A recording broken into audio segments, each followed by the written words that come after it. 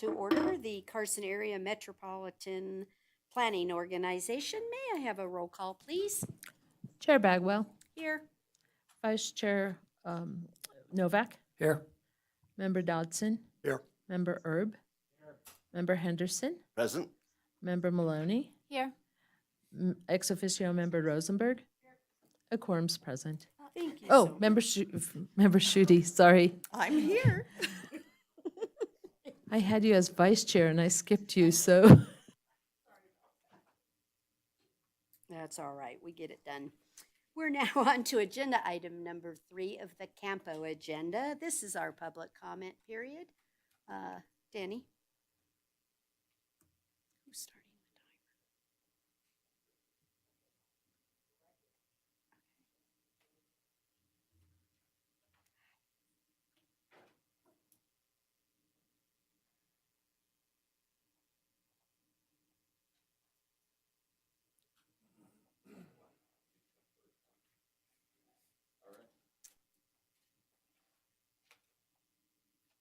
Mayor, hello, all the constituents of the board. My name is Charles Voigt. I'm a 56-year resident of Carson City, Nevada. I'm a PERS recipient, and I ride any bus that's on wheels now. It provides me my life. I do not live with other people. I live by myself. And so without these things, and with you guys not going to help to, or to give me a denial about having to have somebody work for the actual general worth of their wage to do what we need or to go someplace, and the ability to do such. And hold 2 different disabilities. I appreciate all that's coming in front of everyone. I appreciate that everyone is low on money in this city. And I worked 22 and a half years for the city, so I know what it's like to work. But what I don't understand is if we still own the buses, all of them, still maintain all of the buses, all of them, and the only thing that I guess is holding this back is the issue of wages or maybe another bus, and not a bus being given to the city of Carson that's all electric, and yet we don't have enough charging stations to do such with it. I find all of those things being passed down, including some of the vehicles being bought. For someone that rides a bus all the time and a wheelchair, I will offer my services up at any point in time. I will give you any of the testimonies I know from living here 56 years, anytime. But I do want myself to be considered, to be informed about whatever happens with this, because it directly affects my life. Thank you. May I ask you a specific question, please? Go right ahead. Because I want to be clear in your testimony. Is there a particular issue you're concerned about that we're not doing? Sure. Okay. I ride the bus every single day. Right. We lose drivers all the time. Some of the buses that are meant for fill-ins, and I give it, that You mean we're COVID caused a losing lot of problems. routes? I'm trying to get What's to the that? heart of what your concern is. We're not able to fulfill the routes?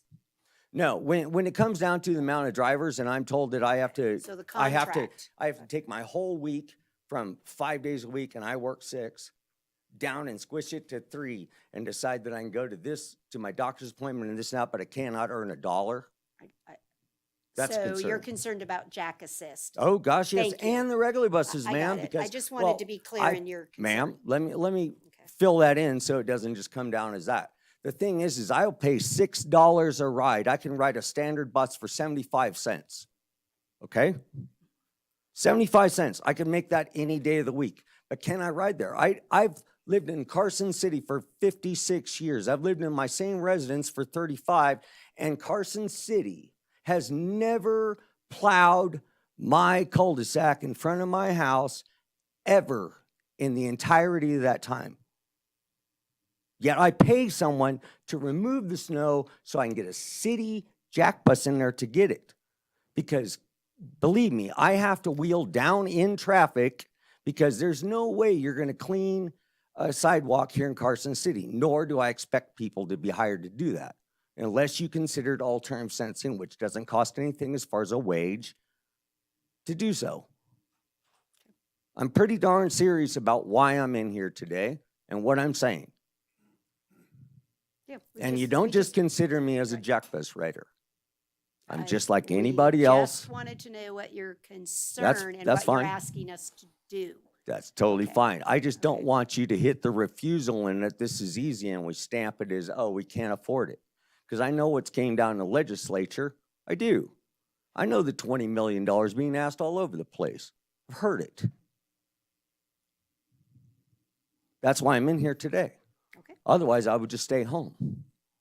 Thank you. thank you. Thanks, Chuck. I You already did. signed in over there, Tamar? Thanks. Mhm. Thanks. Okay, do I have any other? Do I have any other public comment? Thank you. Thank you. Good afternoon. My name is Donna Gailey, Hi, Donna. and I'm here to support Jack Bus.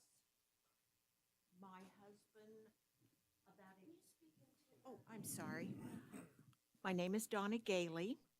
I'm here to support Jack Bus and the transit service that it offers us. About a year ago, my husband had a serious operation, and it left him a paraplegic. Where we live, we didn't have access to Jack Bus at the time. And I'm 71, I was 71, 72 now. My husband was 72. He had a lot of doctor's appointments, everything. And I thought, how am I going to get this man to all of these? My daughter started looking around. She's a teacher here in Carson City, and she found the services of Jack Bus for me. So Jack Assist. Jack Assist, Okay, yes. Thank you.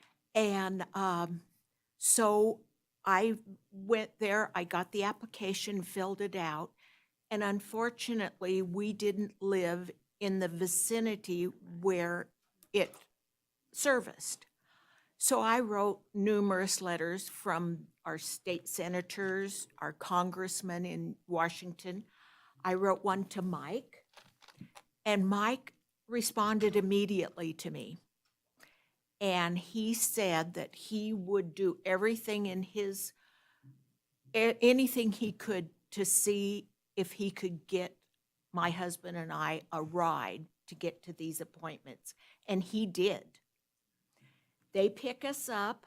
They take us to all of our appointments. They come get us. They are the nicest, most cooperative people I've ever worked with. And I own my own business. And I can't say enough about the drivers, the people that work in the office. Mike does an excellent job. And I'm just here to say, please don't get rid of that service.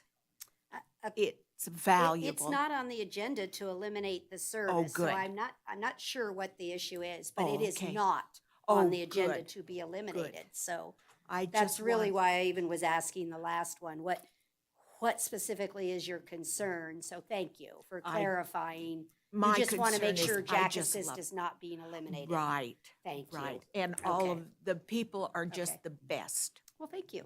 I will pass that news on. Thank you. Thank you. Thank All you right. so much. Thank you so much. That makes sense now. Okay. Is there any other public comment? Okay. Then we're going to move on to agenda item number 4, which is possible action for approval of the minutes of March 8th, 2023. Does anyone have any corrections to the minutes? If not, I'll accept a motion for approval, please. Move approval of the minutes. I second. I have a motion and a second for the approval of the minutes. All those in favor, please say aye. Aye. Aye. Aye. Any opposed? Let the record reflect the motion was unanimous. Madam Chair, I will abstain on that one since I wasn't here. Okay, you don't have to, but okay. Please let the record reflect there was one abstention by Mr. Henderson. Okay, we're now on to agenda item 5A. This is discussion and possible action regarding a cooperative agreement with NDOT to provide $100,000 in federal, state planning and research funds to pursue the first phase of the US 50 East Complete Streets Study, which has an estimated cost of $150,000, and to authorize the transportation manager to sign the agreement as well as future agreements to extend the time for performance. Ms. Norman, this is your item. Thank you. Thank you, Madam Mayor.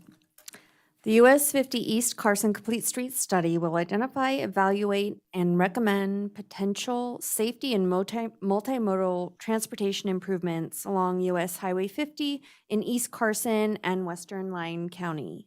The results of this study will be used to identify and inform the design and construction of future corridor projects. It's anticipated that a consultant will be used for major portions of this study and will work with CAMPO and NDOT staff to complete the analysis.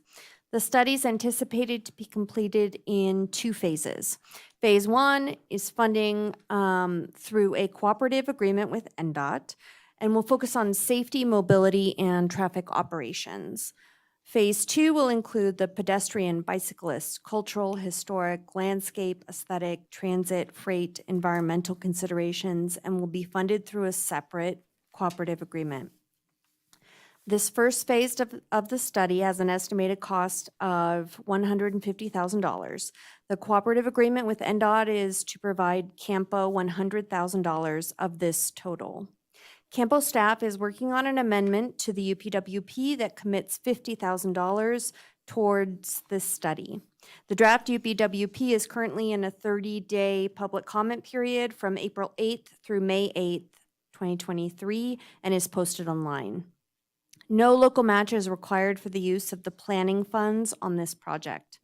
Attached to the staff report is the draft agreement initially approved by NDOT, CAMPO, and the DA. And attached to the agreement is the Phase 1 scope for this study. And I'm happy to take any questions on this agreement. Does any member have a question? No? Is there any public comment on this item? Okay, seeing none, I'll accept a motion on item 5A. I will move to approve the agreement and authorize the transportation manager to sign the agreement, as well as future amendments to the agreement that extend the time for performance or approve funding changes not exceeding 10% of the present agreement amount. I'll second that. Thank you, Mr. Henderson. All those in favor, please say aye. Aye. Aye. Any opposed, say no. Motion carried unanimously. Thank you.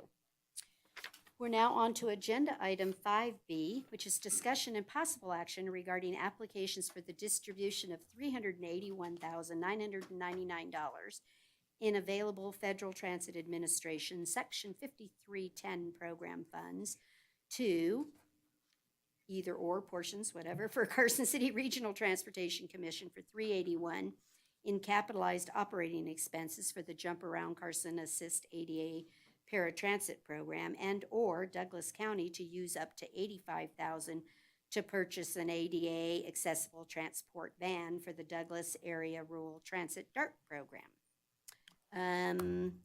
Is Rebecca, are you going Rebecca to do is this not one? here. I'm going to have to take this one. Rebecca called in sick today, so Wow, all I'm going to right. cover this one. Chris Martinovich, Transportation Manager. Do I need, sorry, we're gonna have to go backwards. do Just it. you surprised us with a presentation, so you can duplicate. May I have your disclosure?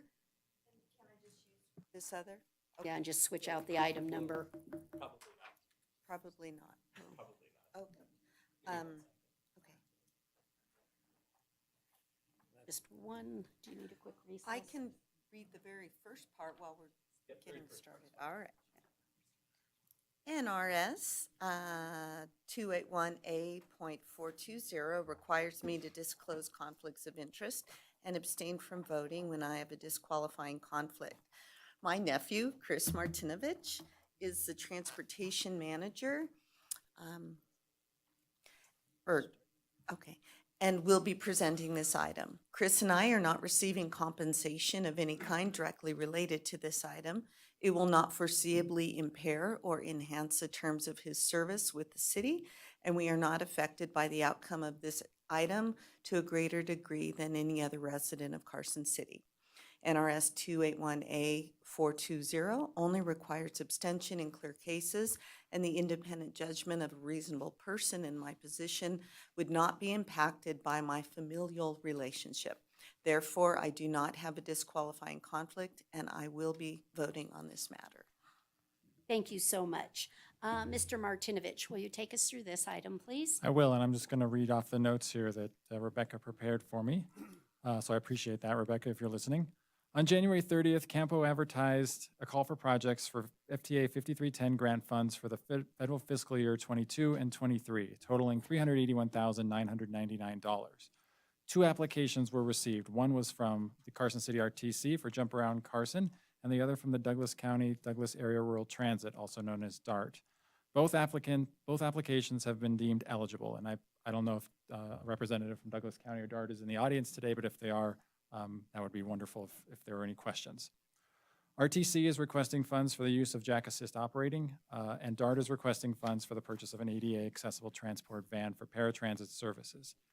CAMPO recently announced a call for projects for FTA Section 5339 grant funds for federal fiscal years 22 and 23, totaling $229,458. These funds under this program are specifically intended for the purchase, replacement, or rehabilitation of transit vehicles such as an ADA accessible transport van. Based on the review by CAMPO staff of DART's 5310 application and RTC's application, we believe that the 5339 program would be eligible for the purchase of DART's vehicle. Following the review of all the other criteria presented in the application, CAMPO staff are recommending award of the both fiscal year 22 and 23 5310 funds to Carson City's Jump Around Carson program at the discretion of the board. That's what I have and happy to answer questions on that. Is there a representative from Douglas County here? I don't see any.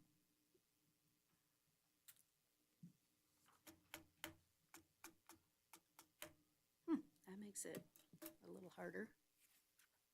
Let me think. Go ahead. If anybody have a question? John, you're Douglas County. Are you gonna? So let's go on the record a little bit different. We can't say for sure they're gonna get an $85,000 award under the other grant funding. Or are you, right? Because that's not before us. It's not before us today, but that call for projects is out and they could apply for it. And you're not anticipating that Carson City would be applying for those dollars?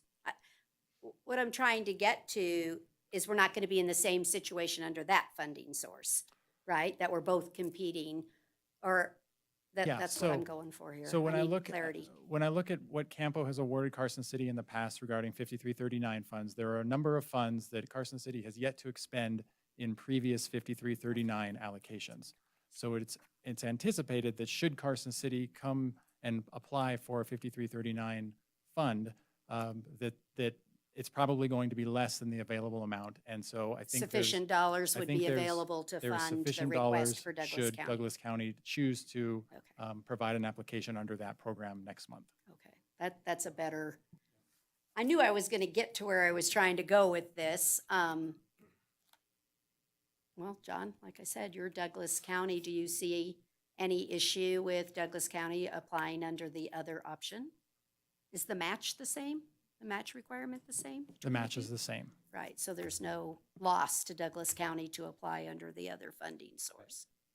For the record, John, Madam Chair, while I am the Transportation Engineering Manager, our DART system is run through our Community Services Department.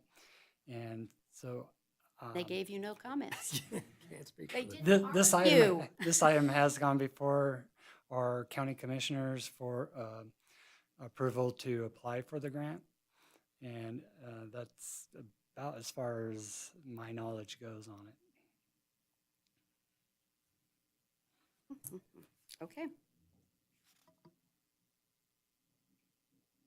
The grant for Carson Cities, talk to me a little bit about what we're gonna use, what we would potentially use the grant funds for.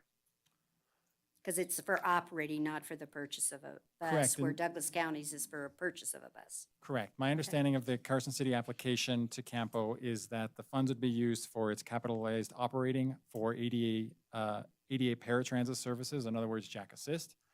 These dollars available under the 5310 program are at an 80-20 match, which is a lesser match than typical operating expenses under other FTA grant programs.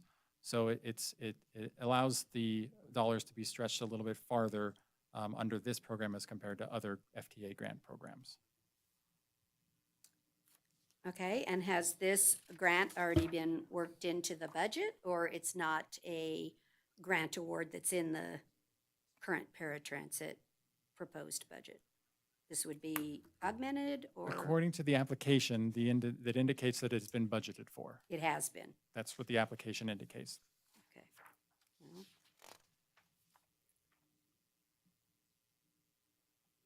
Okay, is that you, Lucia? Question? Well, thank you, Madam Chair. I have a question for Member Erb. Do you know if Douglas County would need to go back to their Board of Commissioners should the application be for a different grant, say for the other open call?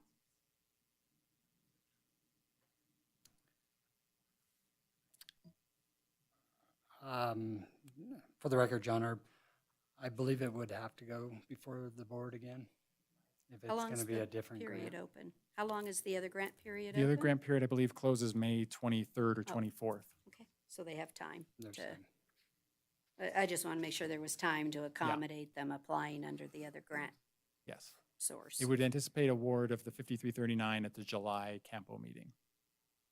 Okay. I think it's really important that we support the other partner jurisdictions. And so my suggestion on this, assuming that there's time for Douglas County staff to get the necessary approvals, would be to approve the allocation or the funding to RTC as suggested by staff, and direct staff to accept Douglas County's 5310 application under the 5339 call, and for staff to reach out to Douglas County should any additional information be needed, such to minimize Douglas County staff's sort of expenditure of time on this shift.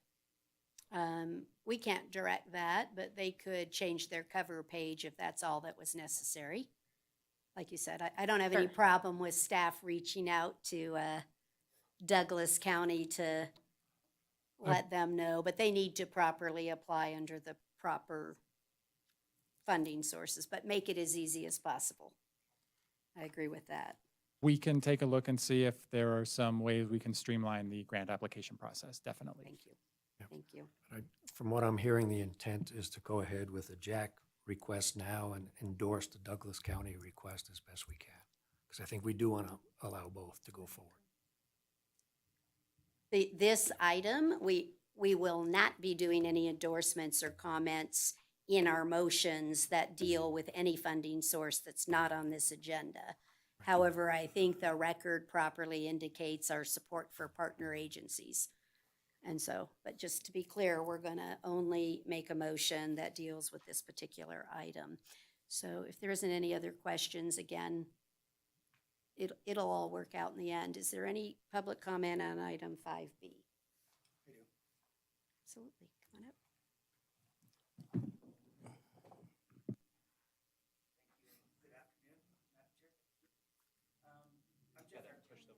green. Both Green green. means go. Green go. Thank you again. I'm Jeff Erickson. I'm the Director of Facilities for Western Nevada College. Oh. I'm working hard to improve, well, now that students are back at school, our campus is filling up, our parking lots are filling up. And I'm no trying snow? to, Oh, sorry, and go the ahead. snow is finally melting, thank you.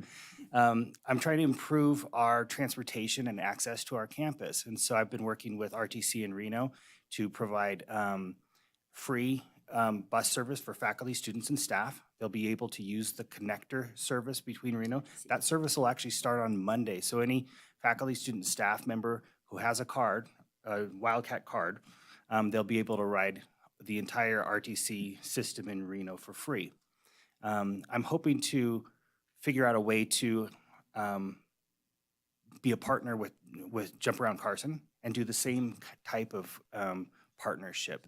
And so I don't know how the funding works. This is all just kind of establishing itself very quickly, but that's the intent that I would like to have as the Director of Facilities, to be able to provide access to our campus in a new way.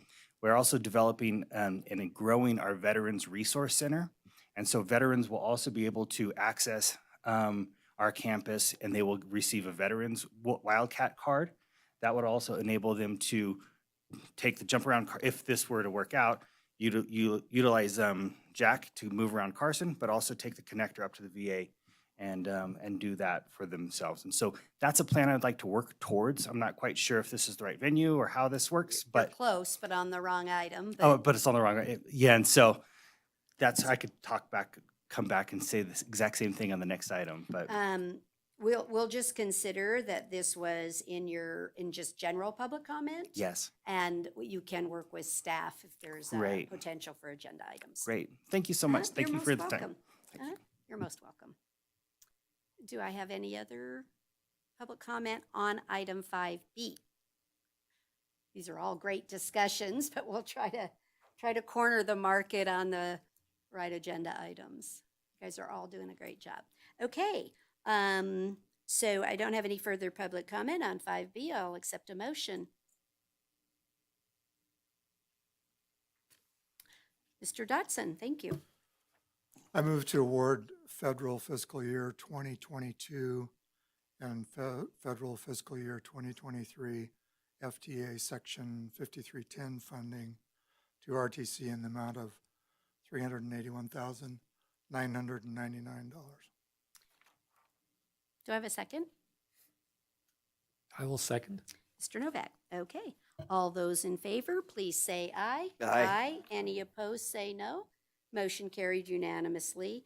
And Mr. Martinovich, please communicate with Douglas County Absolutely. for us. Thank you. Okay, we are now on agenda item 6A, which is our transportation manager's report. Thank you, Madam Mr. Chair. Martinovich. Chris Martinovich. I wanted to note a few things here related specifically to CAMPO. The first is that our public participation survey is ongoing. So if those of you who haven't taken it, or if you'd like to take it, it's still available on our website and through a variety of other sources. So I encourage you to do that. It'll be open through most of May. On that note, we are providing a presentation to the Stewart Community Colony next Tuesday. They've asked for us to present on CAMPO items, specifically to public participation survey.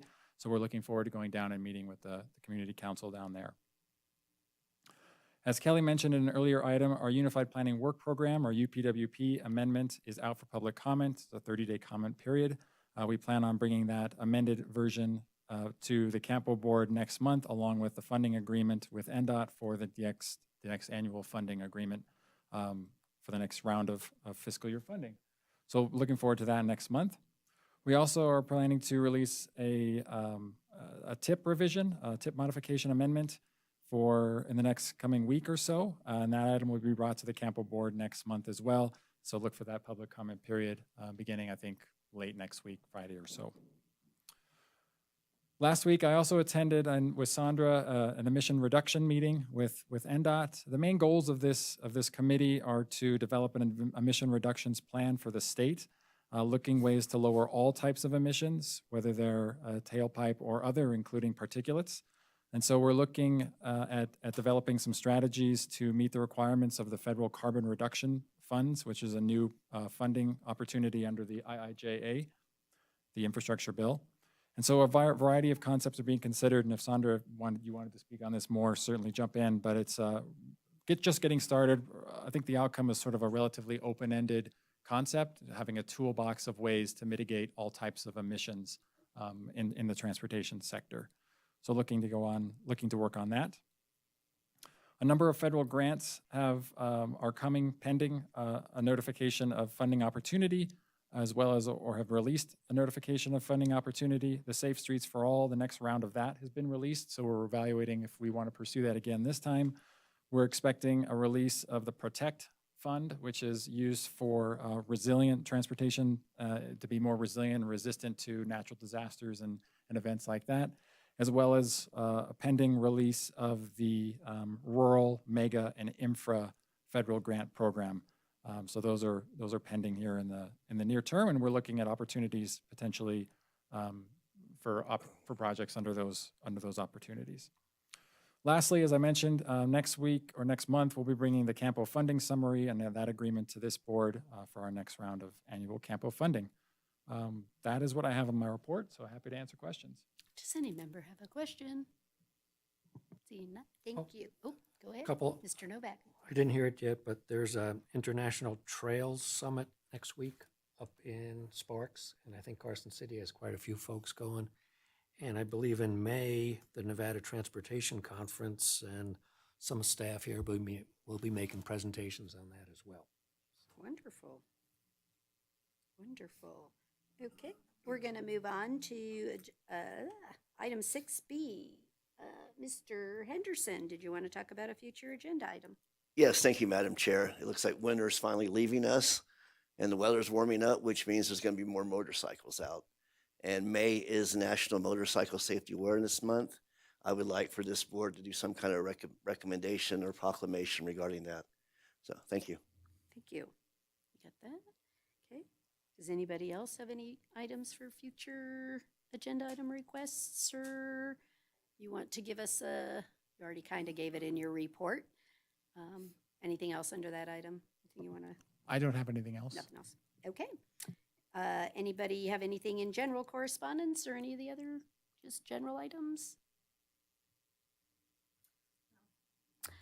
Miss Shooty, who's here. Da-da-da. Speaking of being here, next month I will actually be at a housing task force meeting in Dallas. And so I will be attending via Zoom if that is okay. Or I can call in or something. But I'll think about it. Okay. Perfect. Okay, we are now on final public comment. We already had the one from the college for, that's kind of an idea, novel out there. Anybody else have any? You?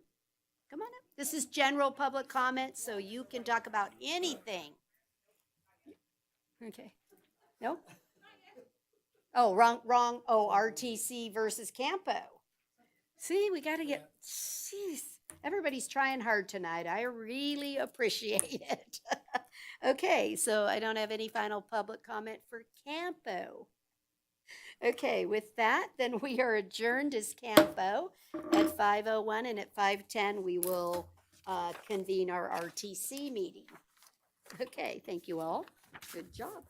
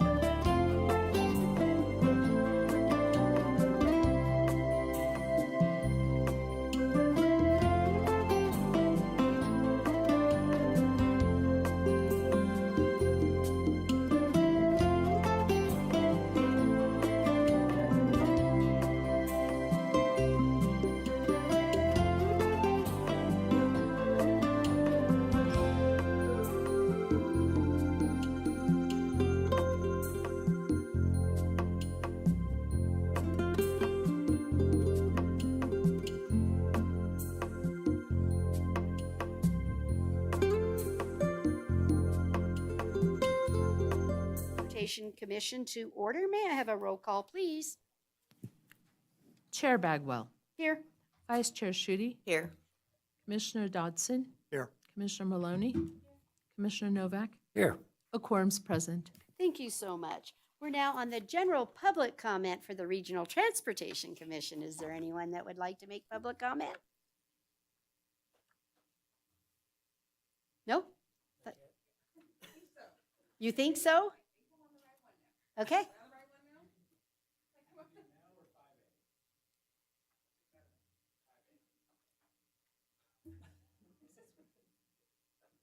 Well, it depends. Well, never mind. No, it depends on how long she wants to stay, because 5A, we're going to go through the whole discussion first, but that's okay. Okay. Do I have any public comment? All right, then we're going to move on, and we're going to go to approval of the minutes of March 8th, 2023. Does any members have any corrections? Seeing none, I'll accept a motion for approval, please. I will move to approve the minutes of the March 8th, 2023 RTC meeting. I second. Second. I have a motion and a second for approval. All those in favor, please say aye. Aye. Any opposed, say no. Motion carried. Thank you so much.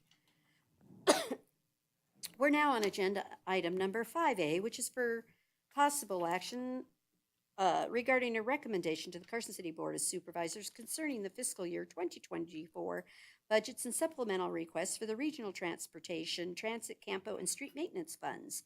Ms. Schutte, may I have your disclosure, please? Yes, you may. NRS 281A.420 requires me to disclose conflicts of interest and abstain from voting when I have a disqualifying conflict. My nephew, Chris Martinovich, is the transportation manager for Carson City. He will be presenting this item, which includes budget recommendations to the Board of Supervisors for 3 transportation-related funds. The city's transportation manager position is funded through 2 sources. One being the Regional Transportation Fund, which is one of the funds covered by this item, and 2, the city's Fleet Fund, which is not part of this item. The Regional Transportation Fund helps fund 6 other staff positions. These circumstances would not materially impact the independent judgment of a reasonable person in my position because this item seeks an overall budget recommendation for 3 funds, none of which provide a compensation or benefits package specific to Chris or the transportation manager position. Therefore, I do not have a disqualifying conflict, and I will be voting. Thank you. Mr. Martinovich. Thank you, Madam Chair. So I'm going to be walking through, as mentioned, a number of funds. The first fund we'll be walking through is the CAMPO 245 fund. The next one we'll do the Regional Transportation, the 250 fund, the Transit Fund, the 225 fund, and lastly, the Street Maintenance 256 fund. I also do want to note in the audience today is Sherry Russell-Benaboo, the city's Chief Financial Officer, as well as Mr. Rick Cooley, the Street Operations Manager, who can answer specific questions on the city budget or the Street Maintenance Fund specifically when we get to those items, should there be any. I want to first start with the CAMPO fund, beginning on packet page 13, the 245 fund. And I want to take a moment just to explain this for those who aren't as familiar with these budget worksheets. Essentially, there's a number of columns on these. There's the account numbers, the account descriptions, and then there's previous fiscal year, 21, 22, which are actual previous fiscal year dollar amounts. There's several columns for the fiscal year 23. 23 actuals is where we are, I believe, as of December 31st. And then 23 estimated is where we anticipate being at the close of the federal, or the close of the city's fiscal year on June 30th. And then I wanted to focus on what we're focusing on tonight is the 2024 tentative budget column there all the way on the right. So that is the projected budget for fiscal year 24 beginning July 1st. The top part of all of these worksheets, those numbers in parentheses, those are the revenue side of each account. So in looking at the CAMPO account here on packet page 13, you see a federal grants as a top line item of $624,264. That is the anticipated revenue from CAMPO's UPWP agreement with NDOT. This was as a few weeks ago. This item will be brought, as mentioned at the last CAMPO board meeting, to the CAMPO board, the final agreement next month, and I anticipate a slightly higher number. We've refined the number with NDOT, and so we'll get additional funding going forward. Other revenue sources in this 245 account are Lyon County, Douglas County, and Carson City's Regional Transportation Fund, and that's a variety of either match or separate agreements that come in through the revenue side for CAMPO. On the expenditure side, it begins with that line it's described as salaries, and below that, those are the expenditures for CAMPO. CAMPO is relatively simple. In this case, it's a single line item, CAMPO grants, where the money comes in the grants, it goes out the grants. So that's the CAMPO budget. Attached to that are, and all of these worksheets are some other additional summaries. I wasn't going to go through those specifically, but I was going to pause there on CAMPO to see if there's any questions on the 245 account. So in the Douglas County line, I see that it's gone up to 71,000. So is there a match component that is in the 24 tentative budget? 66,000 of that 71 are for that agreement we executed a couple of months ago for the travel demand model. So since CAMPO is being reimbursed a portion of that, the revenue is being put into Because that line item. it won't execute or complete until 2024? Correct. Even though, okay. Yep. Okay. Does anybody else have a question on CAMPO?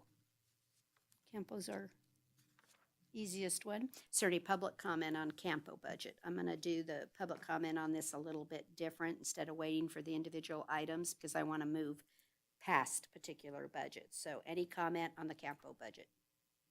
No? Okay, CAMPO is ready to go. Next. We'll next move to the 250 Regional Transportation Commission Fund. This fund is a little bit more complicated than CAMPO, but it works similarly. The top section there is the revenue side. We have various revenues from the county option 9-cent fuel tax, capital sanitation, waste management, the diesel tax is in there, and a variety of other grant and miscellaneous sources.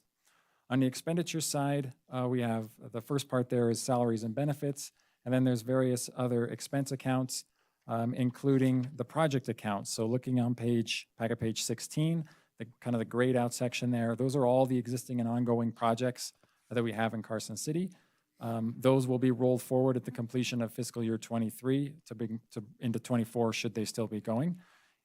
Tentative budget for fiscal year 24 includes two main projects, the Carmine Street Rehabilitation Project and then miscellaneous District 1 rehabilitation projects. Additional information on both of those projects will be brought to the RTC board next month and, for additional background and information. And from there, we'll split out the specifics into the projects like we do every year. Otherwise, the other thing I'll mention real quick on the RTC is this also includes the Safe Routes to School funding, which is listed there on packet page 17. That's Safe Routes to School grants and expenditures associated with that account. I want to also bring your attention in regards to this account to Exhibit 3.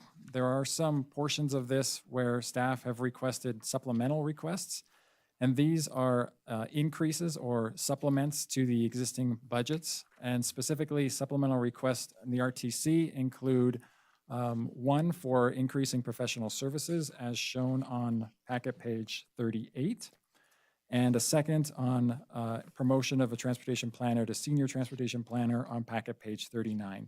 Those two supplemental requests directly affect the 250 regional transportation account. So I wanted to bring those to your attention as well. I don't have anything else, so I'm happy to answer questions on the 250 account. When I look at the salaries in the tentative budget, so I'm in the tentative 2024, we're estimating, so we only had 246, 419 as an actual for fiscal 22. We're estimating in 2023 it'll be 418. Why am I jumping to 517 for salaries? If there's no, what happened in there? I can take a stab unless, Sherry, you want to. Feel like this- Oftentimes, when we budget this at the city's fiscal, each budgetary cycle, we assume that all of the funding for all of the regional transportation or the transportation division staff comes out of this account for budgetary purposes. However, we have a number of grants that can seek reimbursement for that account. CAMPO is one of those, or various federal projects or other revenue sources that we actually bill against and be reimbursed for actual staff time. So it's budgeted under the salaries line item, but we actually receive reimbursement to offset that so that the actuals end up being less than the budgeted amount. I believe I correctly conveyed that, Sherry, if you have any additional. That is correct. Some of the 250, a lot of the 250 workers also help with projects. And so they'd be billed directly to the project and then capitalized at the end of that project. So their salaries don't reflect in the actual salary section. They're direct billed to the project. So the salaries we budget are in fact the salaries. However, they are billed to grants and projects. I'm just thinking budgetarily. So what you're telling me is, so Chris is a perfect example. Cost allocate, whatever way you want to call it. Allocated some to the fleet fund, some to this. Are you saying we're budgeting them 100% here instead of, who cares, 80-20, 80% here and 20% in the fleet fund? Or No, there are some people that are direct billed to several different funds. Some people, though, that are direct billed to this fund would work on projects. They'd work on potential grants, and then we'd get reimbursement from the grant, and then the project would be direct billed to that project. So there is a line item for grant fund allocations on here at the very bottom of the salaries. And so we guesstimate how much of those salaries are going to be spent on projects and grants. And so we throw in a negative number, hoping to budget appropriately, but we're never going to get it perfect. So you're indicating then that you're using 199's line and you'll offset it with an actual when they do their real projects? Yes. Okay. Okay. While I have the floor, I also wanted to say, we only made 2 changes from the tentative budget. All these committees kind of happen at different times, and we want to get these budgets to you before we go to the board so you have a chance to review them. Unfortunately, we're making changes up until they go to the board. So all of these three funds have two changes. One is the leases. In the RTC fund, we get lease revenue, or I guess they call it license revenue for the properties on South Carson Street. And then those funds that we receive are transferred to the South Carson Street NID. So the 50,000 in and the 50,000 out was not included initially. So that's now included, that's going to go to the board. The other change, I found out about a week and a half ago, maybe a week ago, that health insurance actually is only coming in at 2% increase. We initially budgeted 10. So we were able to reduce the group health insurance for employees, and whatever that reduction will end up increasing undesignated, and I think in 256 it ends up being in street repairs. That's great. That was, So, I don't know how we got good news, because, well, there's got to be some good news, I was right? like, wow, we got insurance down less. It's probably the only, well, not that it didn't have an increase of 2%, but way less than inflation. All right, it's first for this year, so that's great news. Just in general too, when I look at the 5-cent diesel, and I understand for the 24 budget, you utilized the 2022 actual instead of the 23 estimated. And I don't see that in a consistency. Where on the county option fuel tax, you didn't use the 2022 actual. So I don't see consistency in the methodology for fuel taxes. And so the question just becomes, why? Why did we use the 2022 number for diesel when we didn't do that on the county option gas tax? Yeah, the diesel tax is just fairly new, and so we don't have a historical methodology yet. As of half the year, we did have 314,000, so hopefully that'll come in at 600. But it's just being conservative. The money comes in and it will go to this fund and we will use it. It's just conservative budgeting. So we can increase that and increase undesignated or street maintenance. Yeah, Maybe for the final budget, we can do I just that. look for consistency. It's not, I don't know that it's any hill that Yeah, I think after die 5 on, years, but we can kind of see an increase each year, and we can see like a pattern, and then we can better project. yeah, because I don't know. You're bringing up the fuel taxes because the issue becomes our ability to budget for projects. And so while it doesn't seem like a lot, but sometimes 100,000 is all I need to let staff, right?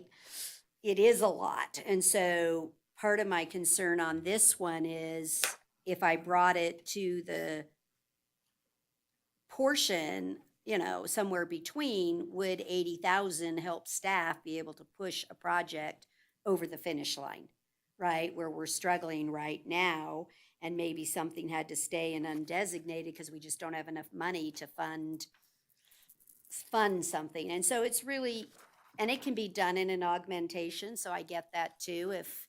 And maybe that's just for staff to let me know if there's a project that we want to kick off, because in these ones, we do it over the summer to go ahead and get them funded and out there for the next project. So I ask you, would another 80,000 really let us work on a project that we want to get done, throw it into undesignated, or you're okay with just waiting for the first round of augmentations?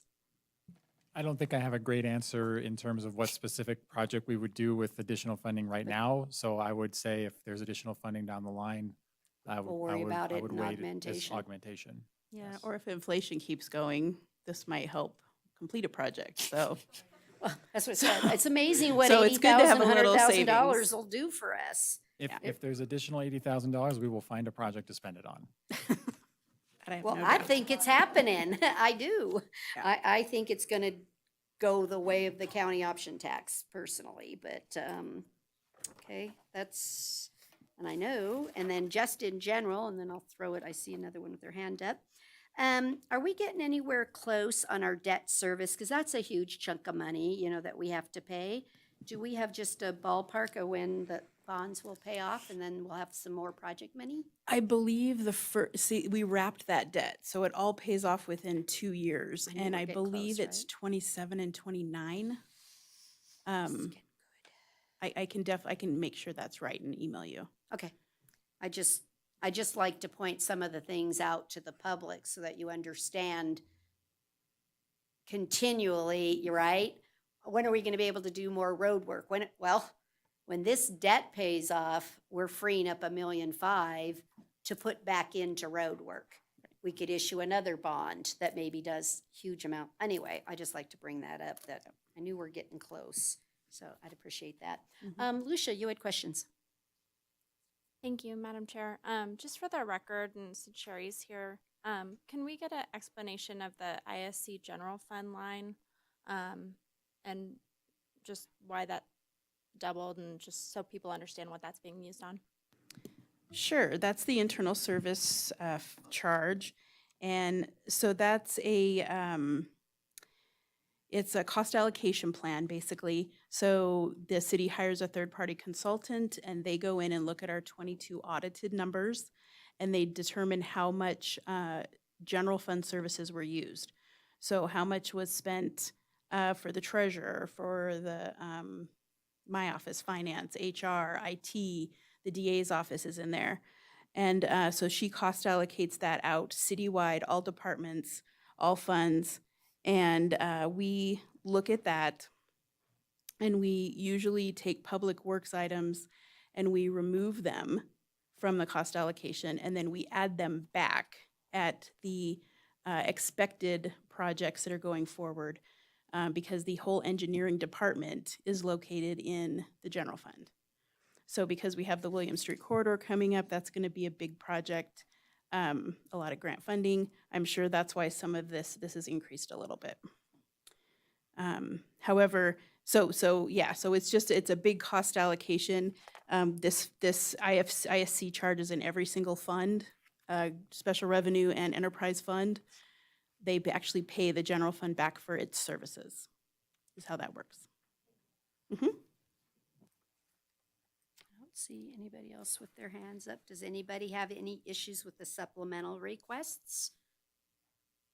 So one was just replacing the underfill back to the full level of the senior.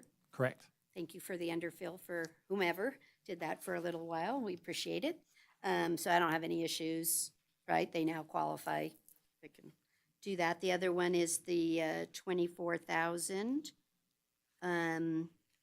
for as federal funding becomes, looks for ways to increase funding. Talk to us a little bit about that on the professional services account. Sure. So in the professional services account, professional services, we're asking for an increase of 24,000. We have a number of projects ongoing, many of which have been presented to this board, including the local road funding initiative for our continued support of our consultant. That'll be heard in 5B. We have our ongoing right-of-way mapping project that we have across the city. We heard that a couple of months ago. Our ongoing pavement asset management, we have a consultant to help us operate our paver software. We have a traffic safety on-call contract. We use a consultant to do miscellaneous data collection and review of particular locations in terms of pedestrian or motor vehicle safety. That's an ongoing thing.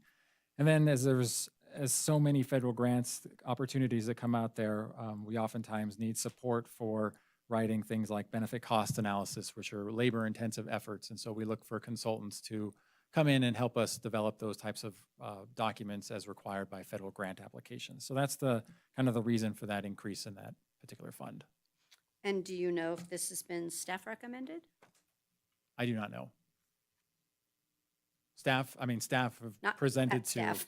staff Wrong have presented to the city Other manager's staff. office. I believe we are recommending Yes. that from IFC, yes. All right, thank you. Anybody else have any questions on those? Okay, is there any public comment on this fund, on the RTC? I'm gonna get to whatever yours is sooner or later, right? I'm working hard to get there. Okay, all right, then the next fund, please. Okay, our next one is probably the most complicated one. This is the 225 transit account. The transit budget is complicated because a lot of the expenditures have a variety of different match requirements. As we discussed during the CAMPO board meeting, certain match components such as operating require 50% federal local match. Other things like capitalized improvements such as bus shelters or certain types of paratransit services are an 80-20 match. Vehicle purchases have a range of matches in themselves, where vehicles can be anywhere from 20%, 15%, 10%, depending on the type of vehicle and all the requirements associated with it. So it's one of the more complicated budgets, but it generally operates similar to the CAMPO and the RTC, in that the top portion of this budget worksheet that you see on packet page 20 is the revenue side. The first line item there, federal grants, that is the variety of FTA grants that Carson City receives from CAMPO for operation of JAC, whether it's our 5307, 5310, 5339, or other miscellaneous federal grants we receive. Other grants include state grants, include a couple line items down. That includes from our ADSD program as well as the Medicaid reimbursement program. Those are included in that line item. The majority of those line items right below that are for the fare revenues, and so we have a variety of fares. Many of these are old fare options, but there are a variety still being used, and so that's the revenue line item for that. And then there's some other miscellaneous ones down there, including advertising revenue. I also will note the last one on that before the first line on the page, CCFTA 5307 ops match. That is the city's general fund transfer to the transit fund, and last year, as well as the tentative for this year, is $504,800. So that's the revenue side for Jump Around Carson. On the expenditure side, there are a variety of expenses that are included there. Of course, salaries of the transit coordinator are in here. The operating contract is the last line on packet page 20. That is the contract with First Transit, or now they're called TransDev. That's on there.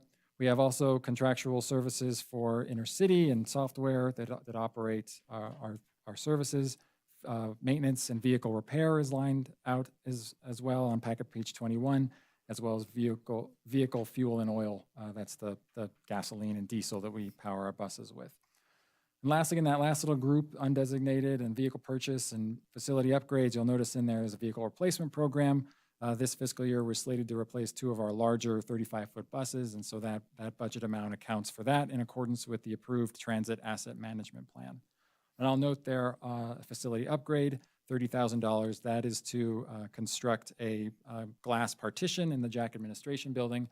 Many of the other city buildings have already been retrofitted with the glass barrier for public. That building had not. Now that it's back open to the public, we want to make sure that they're as safe as the rest of the city organizations. So that's what that one's for. We're working on a contract, getting a contractor on board for that. That's the budget worksheet. I do want to call your attention to, as I mentioned, this is a little bit complicated, to Exhibit 2, beginning on packet page 29. So this is a kind of a shortened version of the tentative budget column included in those budget worksheets previously that I just covered. I've just kind of simplified, rolled up a few columns and eliminated, or rolled up a few rows and eliminated some of the columns. But the numbers are the same. You also notice there's some color-coded items. There's blue and green and things like that. Those items relate to the table on packet page 31, particularly that first table.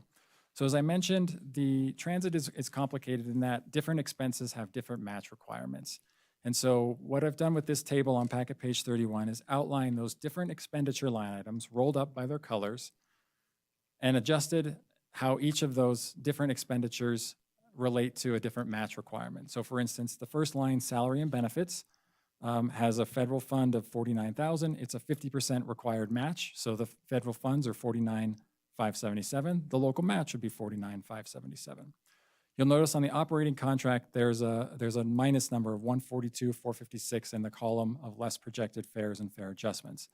So we have some revenues that are not eligible to be used as local match, but they can be used to lessen our overall cost. Fare revenue and the Medicaid program are 2 of those main sources where we can't use them as match, but they do reduce the required funds that need to be matched. So for that reason, we've backed that out, and then we've applied the 50% or 20% in this case for the operating contract. I'll note that fixed route is 50% and paratransit is a 20% match because we indicated it's a capitalized operating expense. Other funds are listed there, including vehicle replacement, which in this case is a 15% for the types of vehicles we're planning to purchase, and they're shown there on the screen. In all, in order to be able to leverage the same amount of budget, we would be needing $1.742 million in federal funds and a local match of $798,200 to use those $1.7 million in federal funds. We do have some match, and that's indicated on the table under the row called Match Projected Revenues. And those are fund revenue sources that we already have that are eligible for match, such as the ADSD program, such as our advertising revenue, such as any other miscellaneous revenue that comes in. So that reduces our local match. And then lastly, the last line before the double line there is the general fund transfer of $504,800. So the story of this table is that in order to meet our expenditures listed in the tentative 24 budget, we need $184,600 in an additional local match of some source to meet those expenditures. Now, we plan to be creative in how we do that, but we need additional funding in that local match category to be able to leverage the $1.742 million that we've identified we're going to be spending. So that's how that particular table works. I now want to bring your attention to the supplementals in Exhibit 3. The packet page number 36 is one of the two supplemental requests. This supplemental request is to reclassify the transit coordinator position to a higher grade to increase their wages. As you know, we're currently without a transit coordinator, and so we're looking to adjust the salary range so that hopefully we can be more competitive in getting somebody to apply and take this position on. So there's analysis and summary of those items there. So that's been included. Well, that's not included in the budget, but it's included as a supplemental request. The other supplemental request, which is the first one beginning on packet page 33, is a supplemental request to increase the general fund transfer by $284,400. That supplemental request is based on a projected 3-year cost of operating Jack. So we took the previous years, we've taken a look at the next several years, and we've tried to project how much local match we need to operate Jack for a 3-year period. And so that table, shown on packet page 34, is very similar to the table included on packet page 31 on the bottom section. They're essentially similar in that it outlines over a 3-year period, these are our anticipated expenses, these are our anticipated revenues, here's how much federal fund we plan to use, here's the match for that federal fund, and it all pencils out to that $284,000 number. So that is the request, the supplemental request that's been presented to the city managers and the interim finance committee, and ultimately the board of supervisors for approval. So there's a lot there. I know it's not simple. I know it's not the easiest budget. I'm happy to try to explain or answer questions on that and any other further discussion we have on the transit budget. Okay, I'll take the first stab at this one. Sure. So let's go to packet page 31 Okay. so that we can follow along together. We're going to go to the top table. You're indicating that this is to reflect the tentative budget that is packet page 20 through 21? Correct. Okay.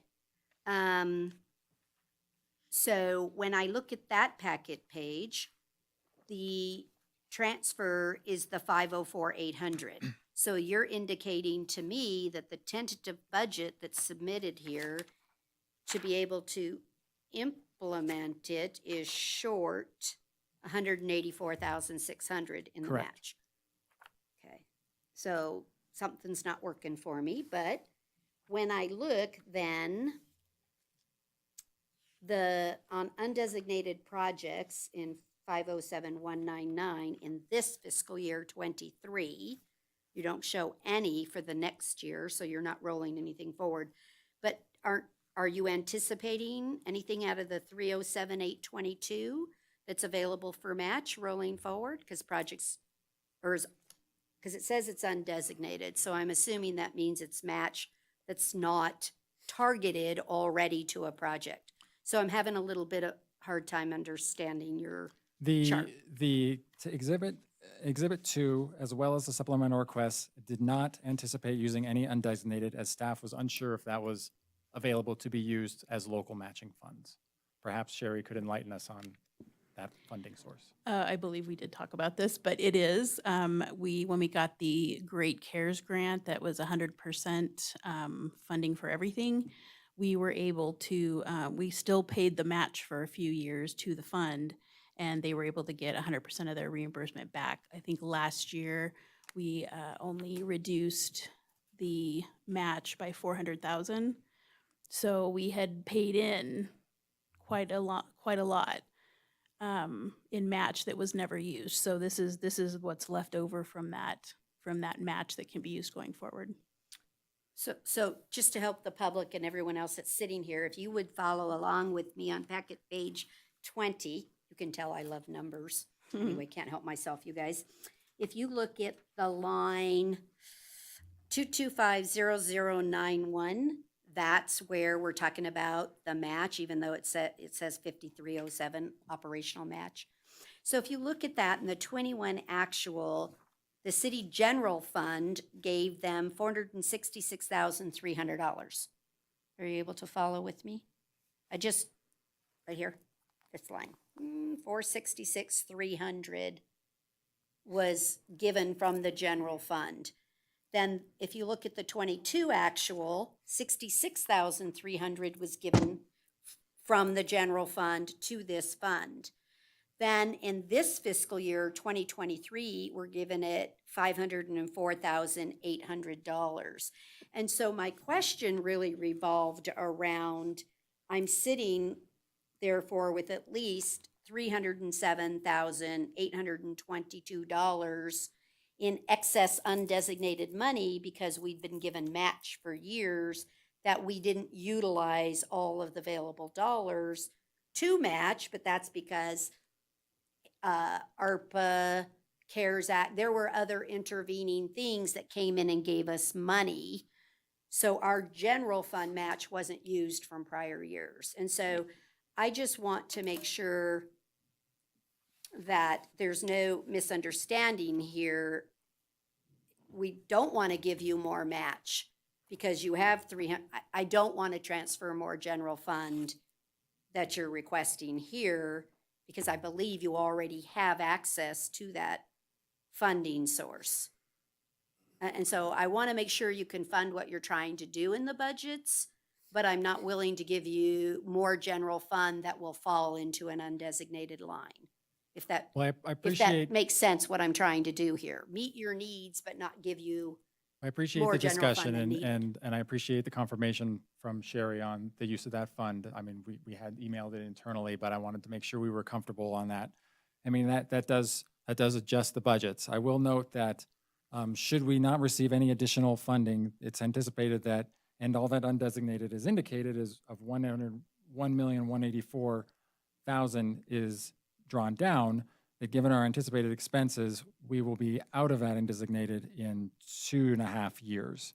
Absolutely understand that. And that's not including anything other than our base operation. So there's no enhancement, there's no change, there's no other types of projects. It's doing exactly what we're doing. Mhm. No, let's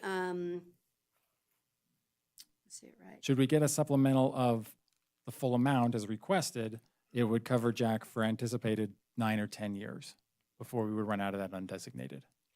Yeah, but I personally am not gonna approve 9 and 10 years of use of general fund dollars being sitting in an undesignated account. I'm just not gonna do that. Because lots of things change federally, lots of options and other grants become available.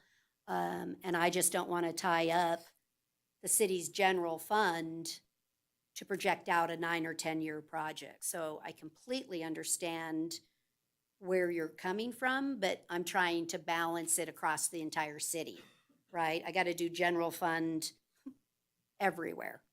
And so I want to make sure that what this board is doing is ensuring that you have sufficient general fund match to programmatically meet the needs of the transit account.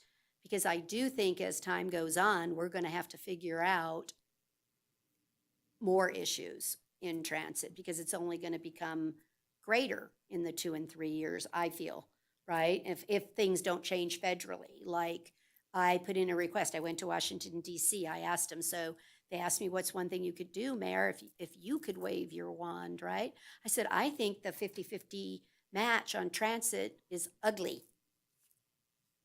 I'd like that. Why can't it be, right? So maybe we can get that match changed. And so I've put that request in to change the match from 50-50. I said, well, how about 75-25? Because it's getting more and more expensive for the local governments to continue to provide transit. So I think that was the discussion from the public that I heard, oh my gosh, they recognize too that the cost is getting expensive. And then people start looking at it to figure out how we can provide the service. And so I'm looking for funding your capital request for the 2 buses, right? And making sure we have enough match for that.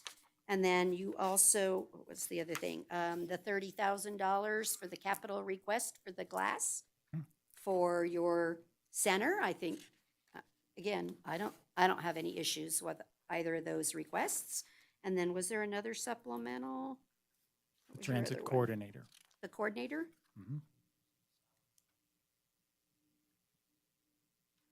And so, that's interesting. Did staff recommend all of these, the 2 CIPs?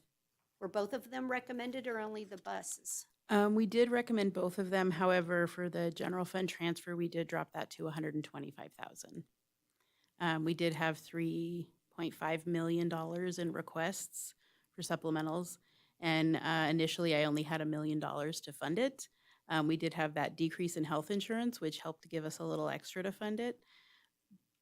But we just couldn't facilitate the entire request. So 125,000 seemed like it would help with operating in some of the vehicles, vehicle maintenance. Well, and I'm going to say that I'm actually concerned in another light. Because the operating contract is actually only sitting at, in the tentative budget, at the $1,258,000. And when is not this month you're negotiating on that particular contract? We're not able to negotiate with our current vendor. We're going to have to go to bid on our contract operator. We're gonna have to go to bid. And we don't have any supplemental for any contract increases. The supplemental I requested would have covered the contract increases. But your estimated contract increases. It would have covered the estimated contract increases over a 3-year period. I didn't do a 1-year supplemental just for that line item because I put in a supplemental for a longer term Ongoing. period. 1,258,000 will not be the number. It will be higher than that. So I'm just struggling in this account because I don't want to give you too much, but I don't want to not give you enough to operate, right? And so we're trying to figure out what that sweet spot is. So 307. So I think that we,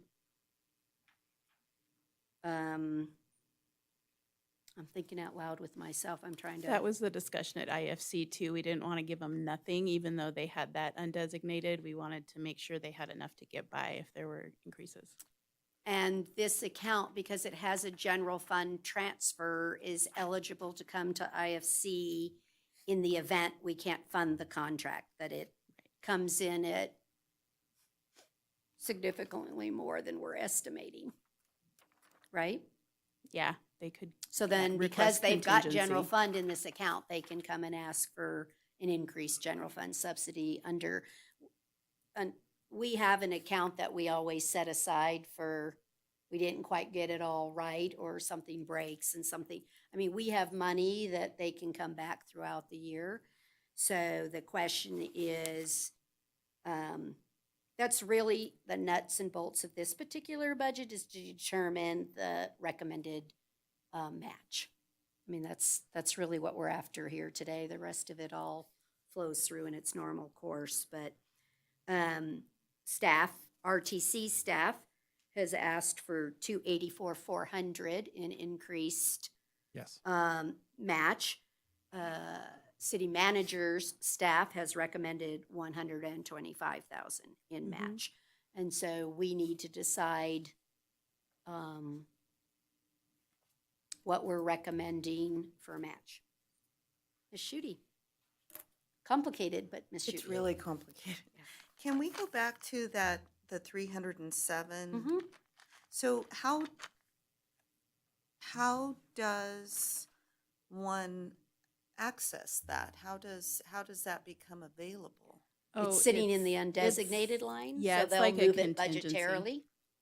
Yeah, it's like a contingency, so we can Yeah. move the budget to the line item it's needed. And that's. It's a budget transfer. It's It's just a budget allowed transfer. by the state and everybody. It's within their own fund, Okay. because we put it in undesignated, which lets them then, So that Do a form money with- is available. yes. Mhm. And I just don't think I'm just gonna say I'm gonna support the 125,000. And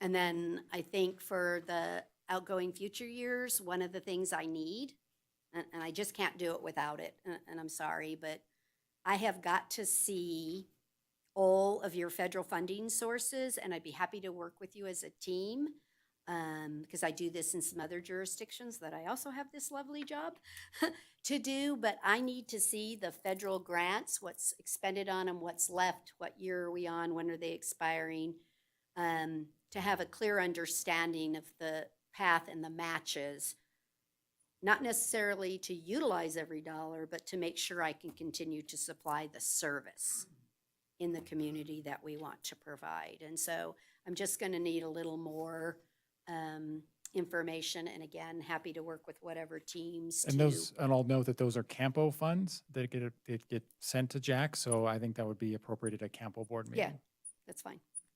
Yeah, I'm just looking who's approving the budget, and I need to see The big picture. I need to see the big picture, so that if you're asking, because the problem is this is a supplemental, and for this board, for the people that don't work on the city budget side, a supplemental means I'm adding 284,400 every single year. It's a supplemental. It's not a one shot or Right, a it one does add time. to the base budget. It- It gets added in, and so that tentative budget, we were looking with all those line items, that 504 number would jump up by 284, and I just can't go there yet without seeing more of a picture. I'm not willing to grant them a supplemental of 284,000. So I just want to be out there, and doesn't mean it won't get there in the future, but I can't go there right now. Mr. Dodson. It's, you know, I look at the table and the tables that were prepared that do show the matches, and to come up with the, you know, what the local match is required for the federal funds based on the eligibility. So those tables make a lot more sense to me than I'm very confused over the undesignated category. Because that Yeah. doesn't even show on this table. No, Right, he doesn't show cash forward, he doesn't, that's correct. right, Those aren't shown, but they're real money. okay. Yeah. I guess I would just like to say that looking at the, you know, the budget that was requested, it seems to me like it's reasonable. And if there is a way of making that up through the undesignated fund, and then once you get the operating contract, there is a mechanism to go back to your IFC, you know, to address that. It seems like it would, again, it would make sense that looking at the numbers, that bottom number budget is reasonable. You know, I don't see an outlandish request, but if we can address it through these other two mechanisms, it would seem like it's about the best we could do without, as you said, making the big commitment, for ongoing for a long time.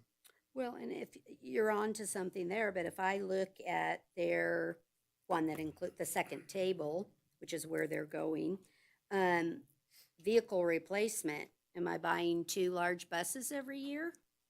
$730,000? Am I buying 2 large buses every year? It was only the one time 730, so there was no plan for future vehicle purchases beyond, it was one purchase in that 3-year period. But if we it's had- part of the math for this calculation. It's part of the math, right, but it's the to make same an math. ongoing 284. But it's the same math for the 1 year. So there wasn't additional vehicle purchases in that supplemental request beyond the 1 year of purchase. But it's in this math. It's fine. It's in this math to calculate the 284. It is, So but it's a one-time purchase. If it were every year, that number would be higher. It would be 730 times 3 for the 3-year period if we were to purchase $730,000 worth of vehicles each year, since it was a 3-year request for the supplemental. It wasn't a 1-year request. So it's I a get what you're one-time trying to vehicle do. purchase That's not is how what I it got was. it. You're just playing it differently than my mind's Okay. going, but I understand what you're saying. You would have put 730 times 3 in this If we were to figure. purchase So those all type of these other vehicles. ones, you don't, oh, never mind. Okay, Doesn't matter. We're gonna work on this later. It's not the way the accountant being me would put this together. Doesn't make you right or wrong. Just, it's not gonna be 107,924 in salaries and benefits each year for 3 years. right. So anyway, different issue. I'm just not gonna support moving our match to $789,000. I'm just not gonna do that yet. So that's me. Lucia. Chris, can you tell me, or maybe it's Sherry, on the 2024 tentative budget, on packet page 21, that bold number, the 1.824, that is just the section that starts with operating services and ends with cash short over, right? Is that correct? I don't have page numbers on mine. Are you looking at the detail, 225? Yeah, And you're looking at, just that section. yeah, that's just services and supplies.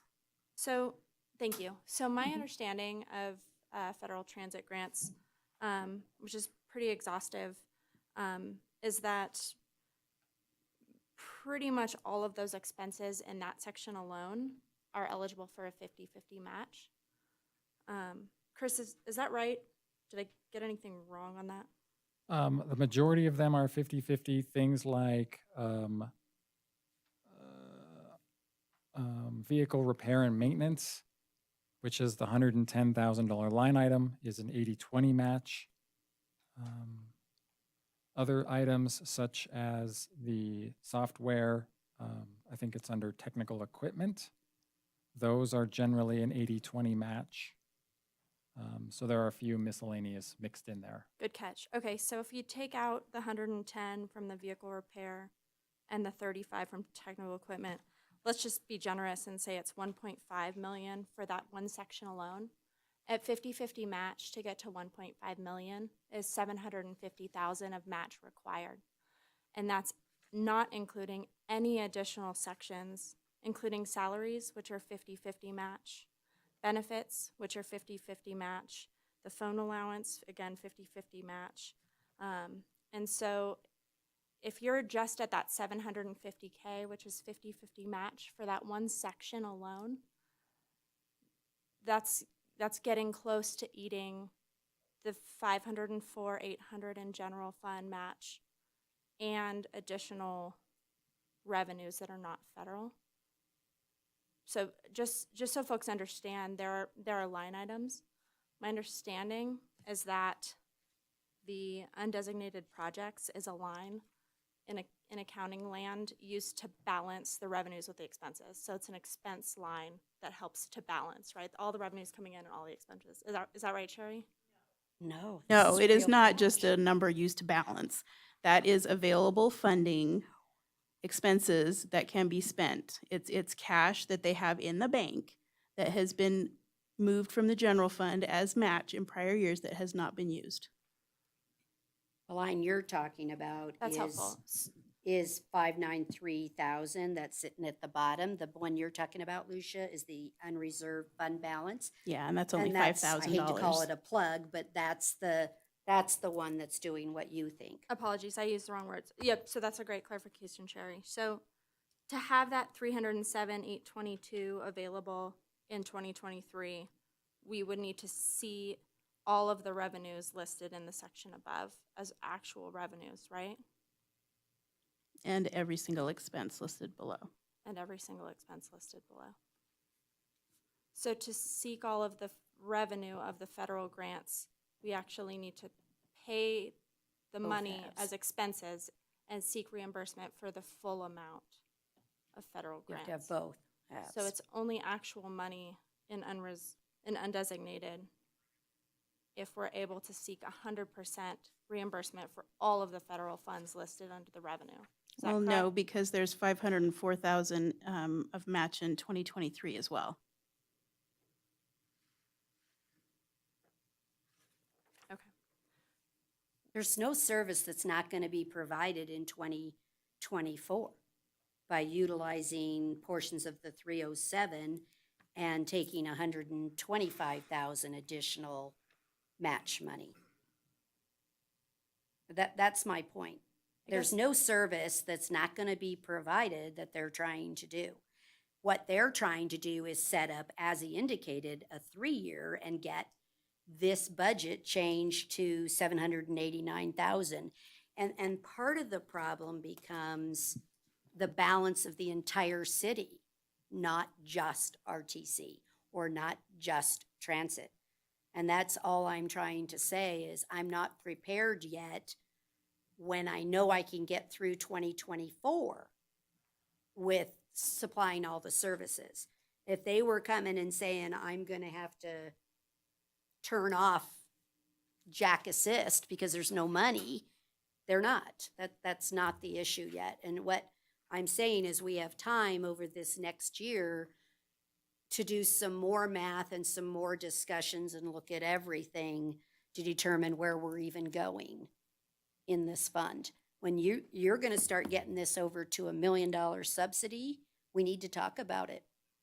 I completely understand, and I Yeah. don't envy the job of balancing the general fund. Yeah. I guess the takeaway from Yeah. my rambling was just that when I do the back of the napkin calculations of the high-level sections of expenses in this budget and the 50% match rate, I get to Mhm. over 504,800 plus 307,822.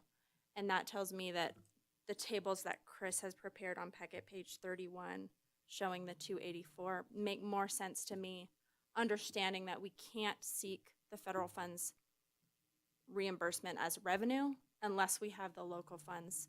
But I also won't support have the match. expense necessarily. Not all of these actually come in as anticipated either. And Fair comment. fair, and another one is many projects that get budgeted take more than 1 year to their fruition. So that's what I meant by I need to see tables in a different way to be able to do what you're talking about. In fairness, right? I want to see it in a different mechanism. Looking in a line item detail like this is a very difficult, it's not giving a big enough picture to all of us as to where we're going, but I do agree that we have to have a discussion on Jack Transit. I mean, it is expensive, which hence is why I asked some federal thing. Can't you consider changing that 50-50? Because it's getting very pricey to do. So anyway, I bring that up. Ms. Schutte. So in this future discussion, can it be with the goals being presented to us today? Or to, like, speaking of Jack, and, you know, even hearing the public comment and again, and I've said this in the past, I just think first of all, Jack is very expensive, but I just think it is critical, especially as we move forward in terms of climate issues, in terms of infrastructure issues, in terms of housing issues and finances. And I just think it is an important public service. And so figuring out a way to be able to access the funds and the grant money and to be able to meet those matches, to have that in the conversation, to ensure that folks who do not have access, who do not have access to vehicles and to other transportation would have access to that. I think it's really important. I think the entire discussion needs to be robust and to determine all of it. You know, I don't think, well, I'll just say it honestly too. You start, okay, woohoo, we're up at 3 million now to run this, and you start, and I do want to put something on the record, what a great job our Jack team does. And when you look across the country at our cost per hours and things like that, I am extremely proud of the work and how tight they run things. They're doing a superb job. I don't know, what's ours, $85 an hour or something, versus looking across the nation, and aren't most people in the $150 range? The Am I national close? average is $157 That's close. per revenue hour. We're at Right. $85 per revenue Yeah, hour. so I want to commend them, and I don't want anyone to think any different. But again, it's our job to look at everything globally, not this whole board, but Ms. Schutte and I have a different job too, right? So we're trying to, how do we make this all work? Keep it to the best services that we need to, but you always have to start asking the question of, is there another way to fund activities for some things that, I don't know. You have to look at it, that's all. I'm just saying it's a robust discussion and we have to look at it all, so. Yes, sure. Can I ask one more question, Mayor? And this is super helpful, and I really appreciate it. And if there is a future discussion, I think that would be helpful. Things like the gentleman from WNC talking about partnerships and those types of things. I know Chris has mentioned having some discussions. I believe he's mentioned having some discussions with the Visitors Authority and their interest in transit and different opportunities. I think that's fantastic.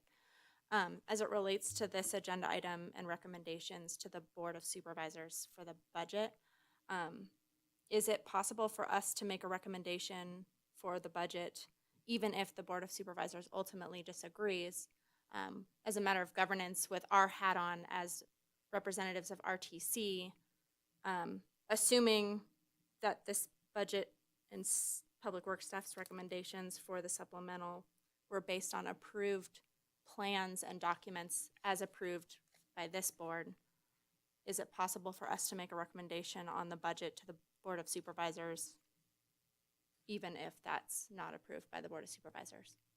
Absolutely, this board has every right to do that, absolutely. I had a question. Sounding like city manager will allow you 125,000 extra.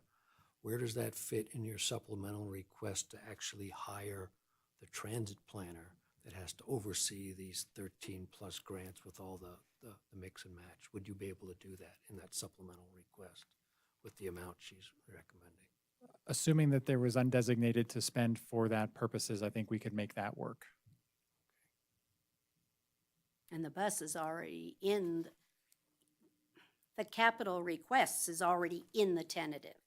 That is already balanced. I forgot to The mention that earlier. tentative budget is not technically balanced, right? I mean, there isn't enough general fund to meet the federal dollars listed on that grant portion. Tentative budget has to be balanced. Then we got a different problem, and we'll talk about that later too on process. So I think part of this is a process issue that we're gonna have to do, because you shouldn't have, anyway, there shouldn't be 760,000 sitting in this budget if there was not in the tentative. excuse me, not the supplementals or the CIP, but in the tentative that was funded if it didn't meet the match requirements. So that's, we'll work on this complicated, lovely budget. We'll work on that because those line items are indeed in the tentative budget. Correct, but we cannot leverage the 1.9 listed in the tentative revenue. Gotcha. We'll talk about processes. So well, while you guys are thinking for a little bit, I will take public comment on the transit budget. Any public comment? I do want to note that we did receive some public comment. Received it, and I provided it as material. It's your packet up there on item 5A. These are items I received from Pioneer High School from 3 students on this particular item. We'll take that really quick. We'll take a quick look. The bus passes. It's so nice when we have students that, I love it. So these are from students from Pioneer Academy. Correct. Right, that's wonderful.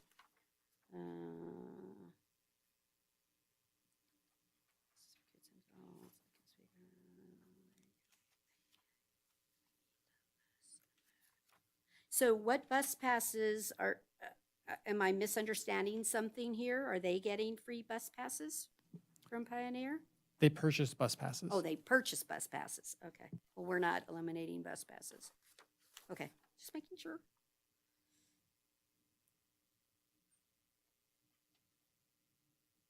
Oh, this is great. Those were good comments. Okay, is there any public comment on the? Oh, I knew we were gonna get to you. Okay, this is wonderful. Come on up.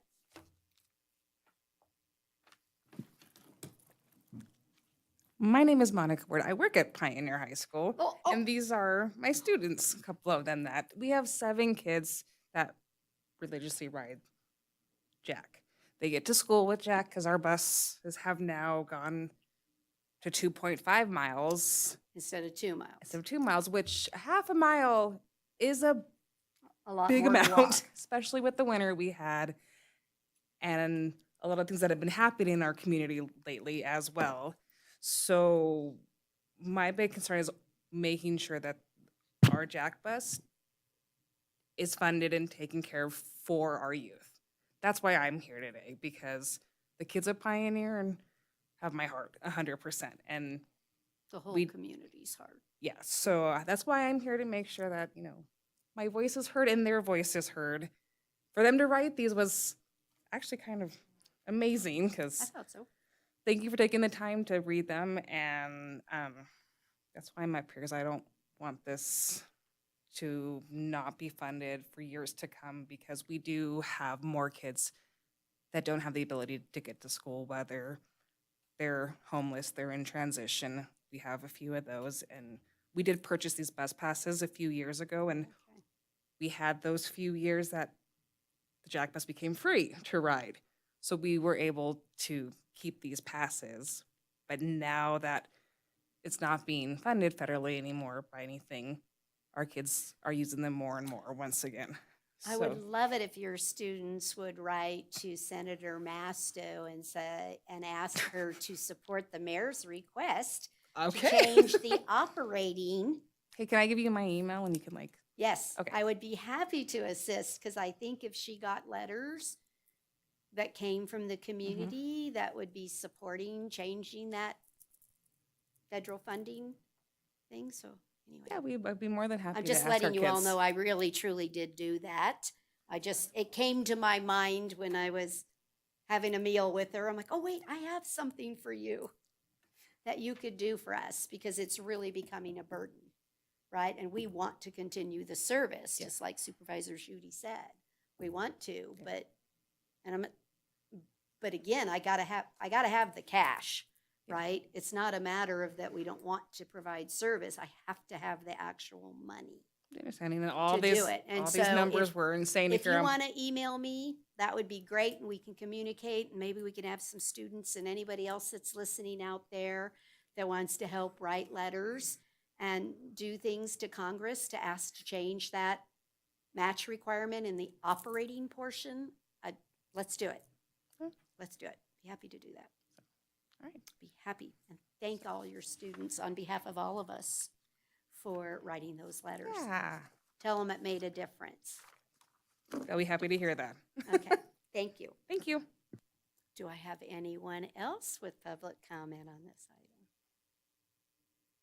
item? No? Okay, then we'll bring it back up here for, I have one more fund. no, no, I just, The transit part. Okay.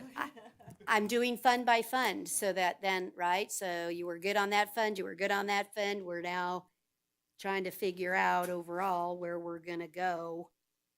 Can I, Yes. question, Chris? At one point, if I remember correctly, you said that there's additional FTA money that's coming, but we can't use it because we don't have match. Was there additional FTA dollars we could go after if we had additional local match? CAMPO is apportioned a variety of FTA funds each federal fiscal year through the 5307, the 5310, and the 5339 programs. Those are money that's directly allocated to CAMPO for distribution to its member agencies for transit operations. We did the 5310 process earlier at the CAMPO board meeting. We'll do a 5339 later. Right now, there's more federal fund being apportioned to CAMPO than are available local agencies are willing to spend on local match. So I think an item to the CAMPO board regarding this could be beneficial to get that bigger picture to the mayor's point earlier. Okay, thank you. So it really comes down on this one as to what we're recommending to the Board of Supervisors for the match. That's really the nuts and bolts of this particular account. It's not any individual line. It has not, it's the match portion. And so we can think about it for final motion when we get done with all the budgets, unless there's something else right now on this fund. Any other questions before we go to the next fund? Okay, then we're ready for Rick Cooley's budget. I'll introduce it and let him jump in. I'll try if not he to have any wants to controversy. finish to No, do go ahead. anything. So the street maintenance fund, beginning on packet page 24, we have our revenue side of things, the basic city county relief tax and a variety of fuel taxes and other miscellaneous income. On the expense side, there's a number of expenses. A lot of the expenses are included in our staff who do the work out in the field, driving the snow plows and everything else that they do to keep our city clean and operating. A couple of line items I wanted to note. The radio equipment line item under 256, kind of midway down, well, about a quarter of the way down on packet page 25. $200,000, that is for our signal maintenance crews. Our three guys go out there and do our maintaining of our traffic signals and replacement parts, and they're keeping those going not only for Carson City, but for those NDOT owned signals as well. Infrastructure repair and maintenance line item that has $130,000 on it. Just a couple below that, that's for our sidewalk and driveway and ADA upgrade program. We have our long line striping line item there, a little bit, about a third of the way down the page for $405,000. That's our long line and short line striping accounts, and you'll see those contracts come to the board in the coming months.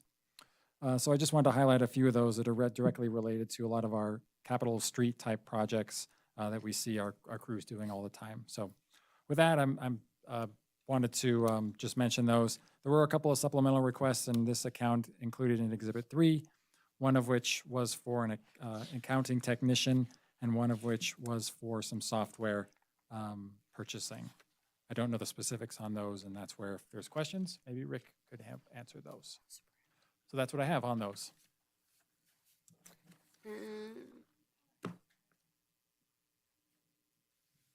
And again, process-wise, we're going to try something next year, you know, that, and I know timing. I'm so sorry. It's timing for staff. Open meeting law requirements and putting these agendas together and when they're submitting and when it's going over there. I'm so sorry that it doesn't align so that we're able to all look at the same picture at the same time, but I just don't know any process we can do to fix that. But were those supplementals recommended? They were, They were? yes. Well, that got easier. Okay. So my only question that I had, and I'm thinking it's just timing wise, but I noticed that long line striping really took a huge decline. Is that because we're 1 year high in it doing it and then the next, it lasts for more than a minute? I don't know.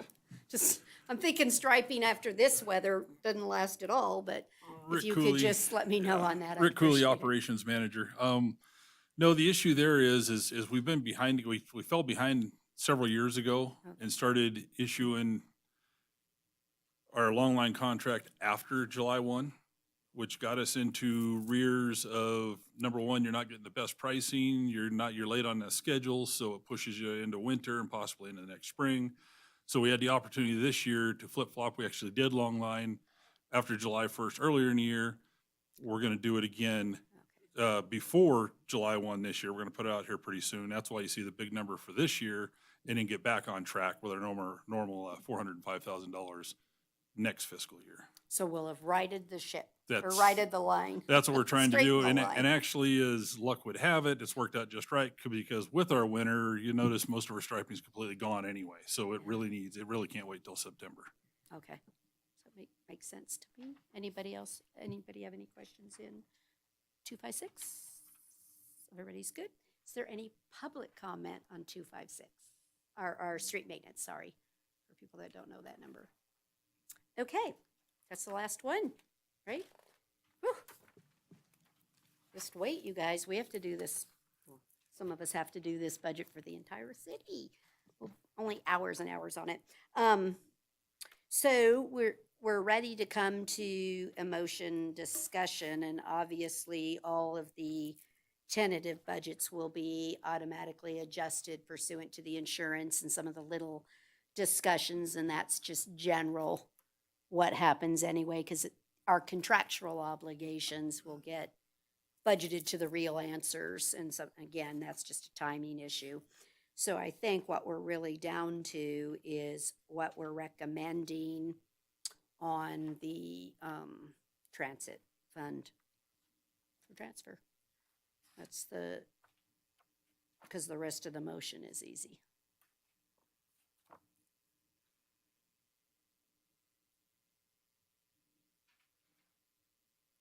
And so again, I'm comfortable with indicating that I would do the 125 to give them some extra money, more than the 504 that they've had. And I don't think we should even wait till next year at this time.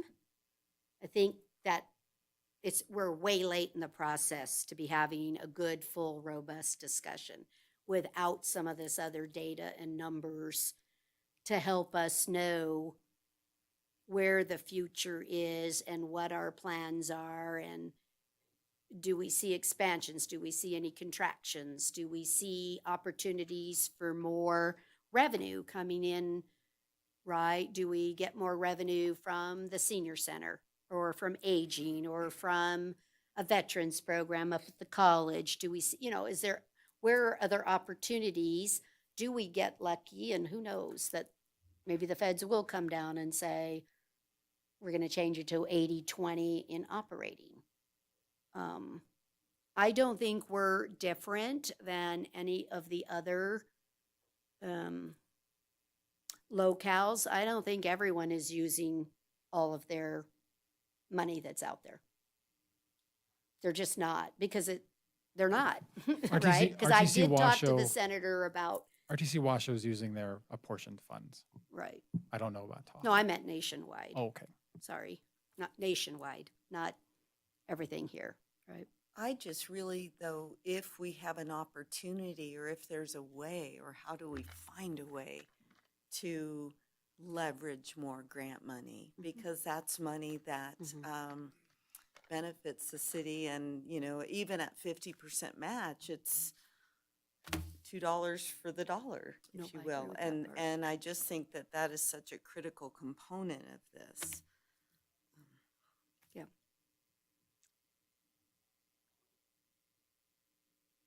Nobody else got their hand up. else want to comment?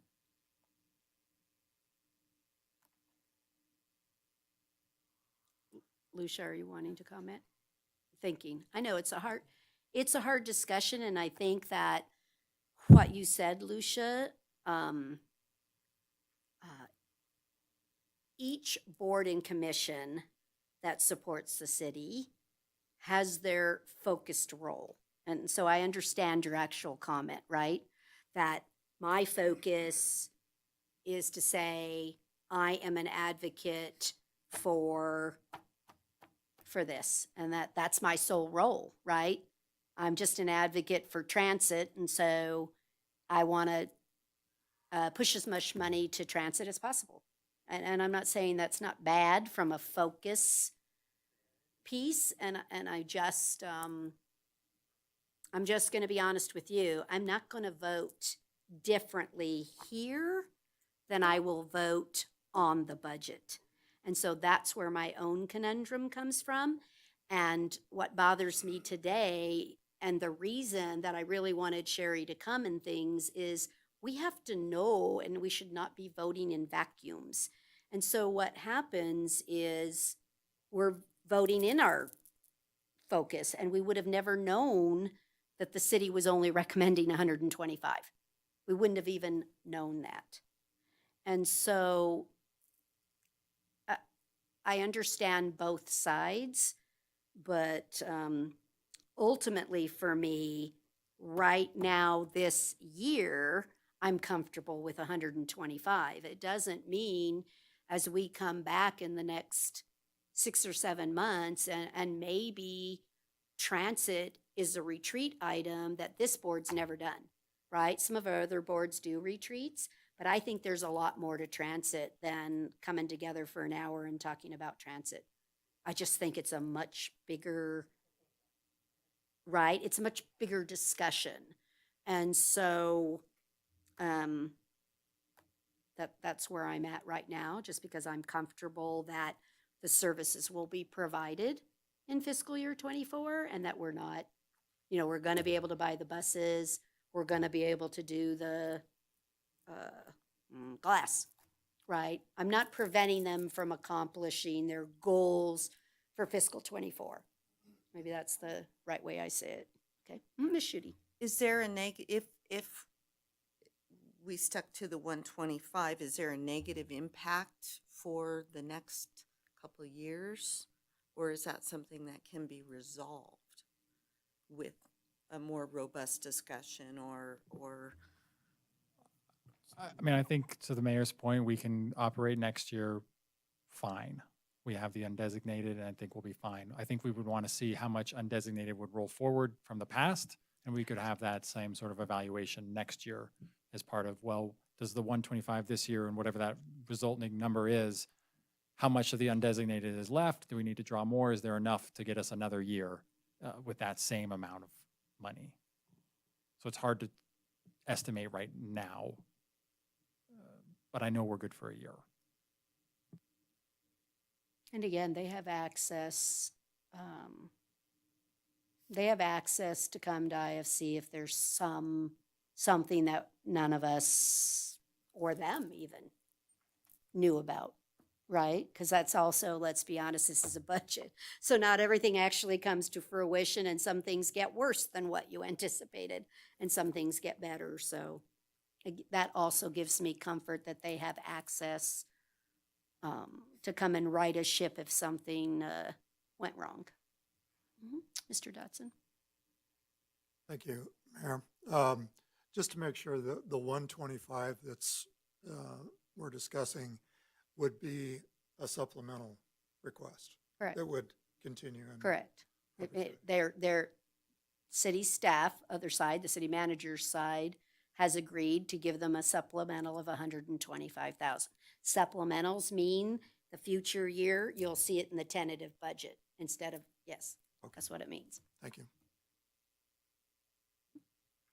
Okay. One more point of clarification, sorry. The 125, does that cover the supplemental increase to the transit coordinator? Or was that just the vehicles? It's just they're getting 125,000 added. We would cover Cover the increase out of the 307. undesignated projects.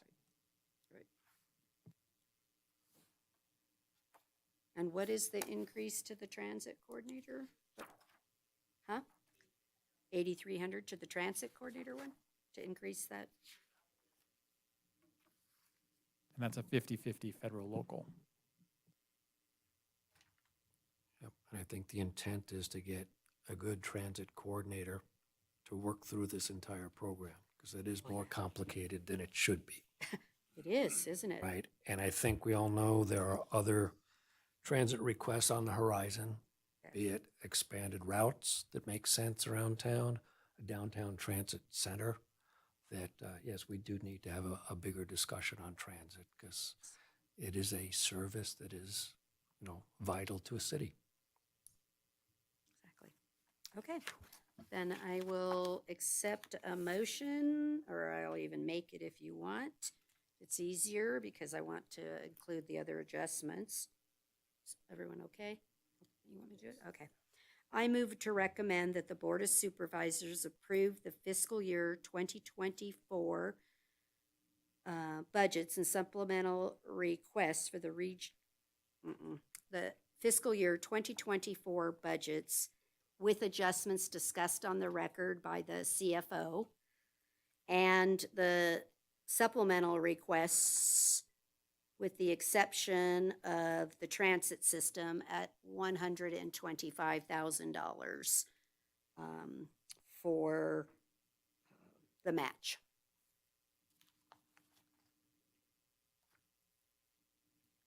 I think that's what we agreed to. I know, I had to in my brain, yeah. Money folks will keep us honest here. Are you the second? Yes, I will second. Okay, all those in favor, please say aye. Aye. Aye. Any opposed, say no. Nay. Let the record reflect, Lucia was a no. And I would ask again that staff, let's talk about process here and some ideas to get together a meeting. Okay, we're now going to move on to agenda item 5B is in boy, and hopefully these ones are going to go relatively quickly. Discussion and possible action regarding Amendment 2 to Contract 213-00242 for Hansford Economic Consulting LLC to expand the scope of services and increase the amount of the contract by $46,310 for the Carson City Roads Funding Project for a new total not to exceed amount of $96,275. Mr. Stuckey. Thank you, Mayor. Dan Stuckey, Deputy Director, for the record. Yeah, as you mentioned, amendment to the contract for our local roadway funding initiative, which has been in front of the commission multiple times. We met with the board, kind of concluded the phase one part of this contract with the Board of Supervisors a couple months ago, had a really good discussion on some of the funding options we were exploring. And just to give the commission an update, they directed us to go and do a transportation sales tax under NRS 377A to go on the 2024 ballot. So we will be working at staff level to kind of prepare that to be on that 2024 ballot. They also was a good discussion on the V&T infrastructure tax and when that resets or sunsets, possibly having that reallocated. Obviously, that will be dealt with in the future, but that option is still on the table. But the focus of this phase two will primarily be on the general improvement district concept, which again, I know has been discussed at this commission multiple times. So that will be a big effort. We're going to be looking at multiple kind of cost allocation methodologies associated with the GID, but also a big part of this is the public outreach component as well. So multiple probably workshops in the public setting to explain these methodologies and kind of work through that process.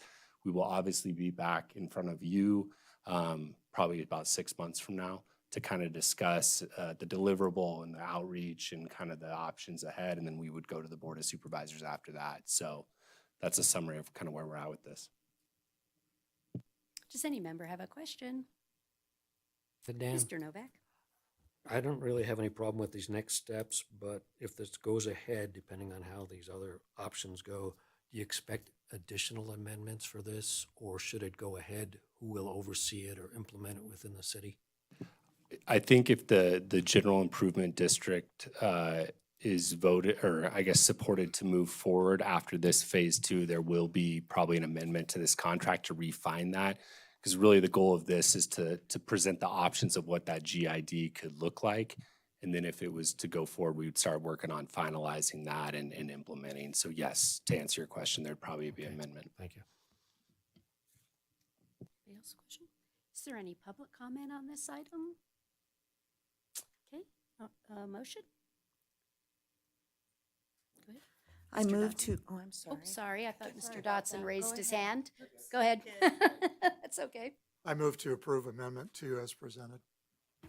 I second. I have a motion and a second for approval. All those in favor, please say aye. Aye. Aye. Any opposed, say no. Thank you. No, we're good. We're good.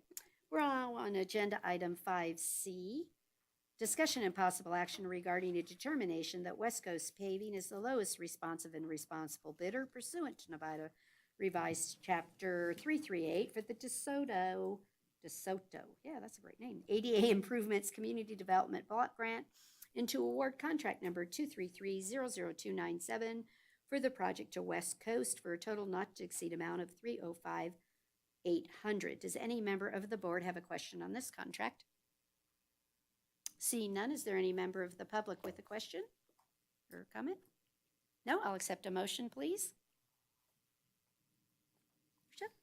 I move to approve the contract as presented and to authorize the Public Works Director to approve expenditure of the 10% contingency if necessary. Do I have a second? I will second. I have a motion and a second. All those in favor, please say aye. Aye. Any opposed, say no. Motion carried unanimously.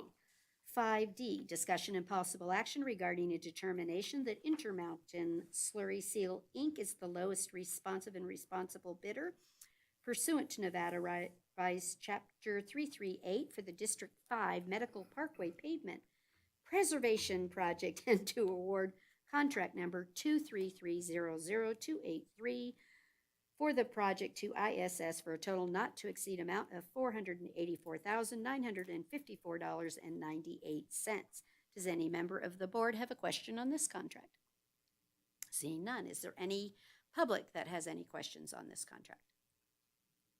No, I'll take a motion, please. Ms. Schutte.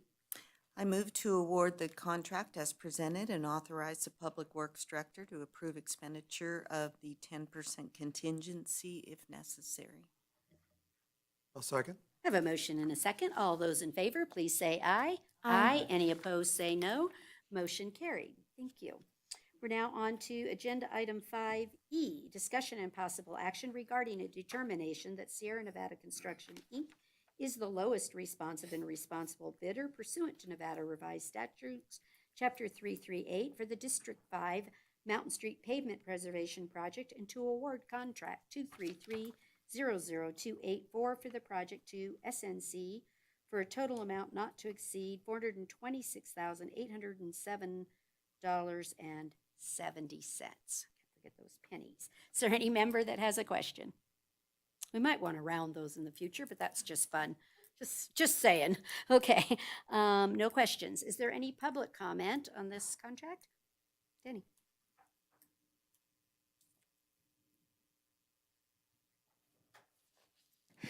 Thank you, Mayor, Chair, and Board. Thank you. My comments are about the ramps again. I bring it up on a regular basis because during the winter, they do not work. They work against anyone that's really walking or using a wheelchair or other transportation other than bus, car, or airplane. So ramps need to be redesigned or set to go with drainage so that they do not become small lakes and river crossings. So unless we're going to start clearing street and sidewalks of snow, we're not making it very easy on the pedestrians. And I think those things have to be considered as we move forward in developing more such. Something's got to change. I think there is space for consideration of new design. The idea is great. During the summer, they work well, but winters are going to get rougher and tougher. And some of us pedestrians are not getting rougher and tougher, and it's wearing on us. Thank you. Thank you so much. Are there revised standards over the years that the ADA for ramp compliance? Is it different than, ramps that we did 15 years ago and 20 years ago? Has there been movement in the ADA compliance for ramps? I believe, Brian Bird for the record, I believe there's been amendments and modifications, but I don't, to my knowledge, anything substantial in the ADA ramps. Nothing significant to deal with a winter condition and I think he brings up a valid point, right? Where we have drainage that's mixing with that, it becomes very difficult. So Yep. just thoughts? I'll say that in existing conditions, it's kind of hard to change the drainage pattern when you're only looking at one aspect of a corridor or a network of stormwater. Obviously, when there's new infrastructure, new development, those considerations are considered to get those low points out of intersections at the corners to properly drain. Okay, because I think, again, he brings up very valid points. Whenever possible, we should be moving to correct those, which we have no money, so we'd like to do a lot of them, right? I know, sad. Okay, anybody else have anything? No? Okay, I'll accept a motion then.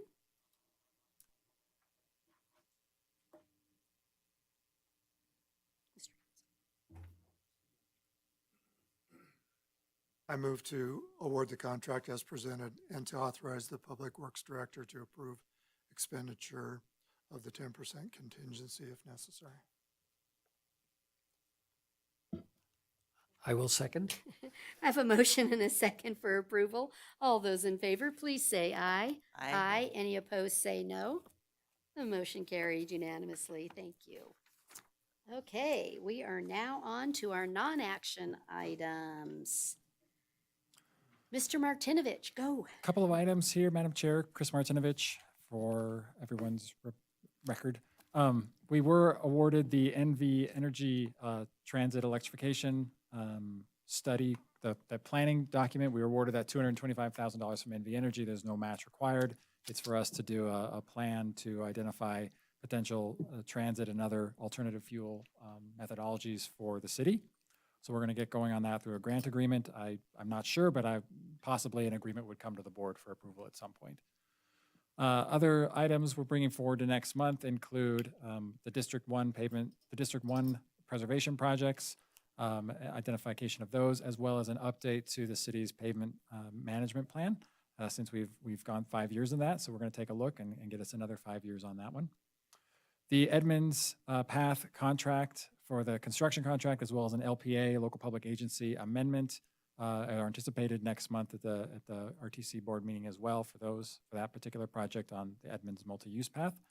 And a possible project related to the District 3 5th Street project. So those are our tentative budget line items. Got budget on the mind. Tentative line items for next month. That's what I have as an update. Thank you so much. Okay, we have our street operations report.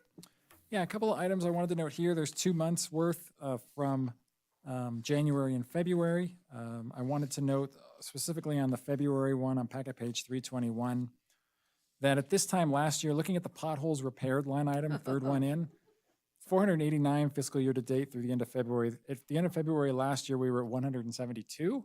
So you can see is quite a bit more. I also wanted to note similarly that the last table, snow and ice control, those are events. This year through February, we had 35 total events. Last year at this time, there were 16.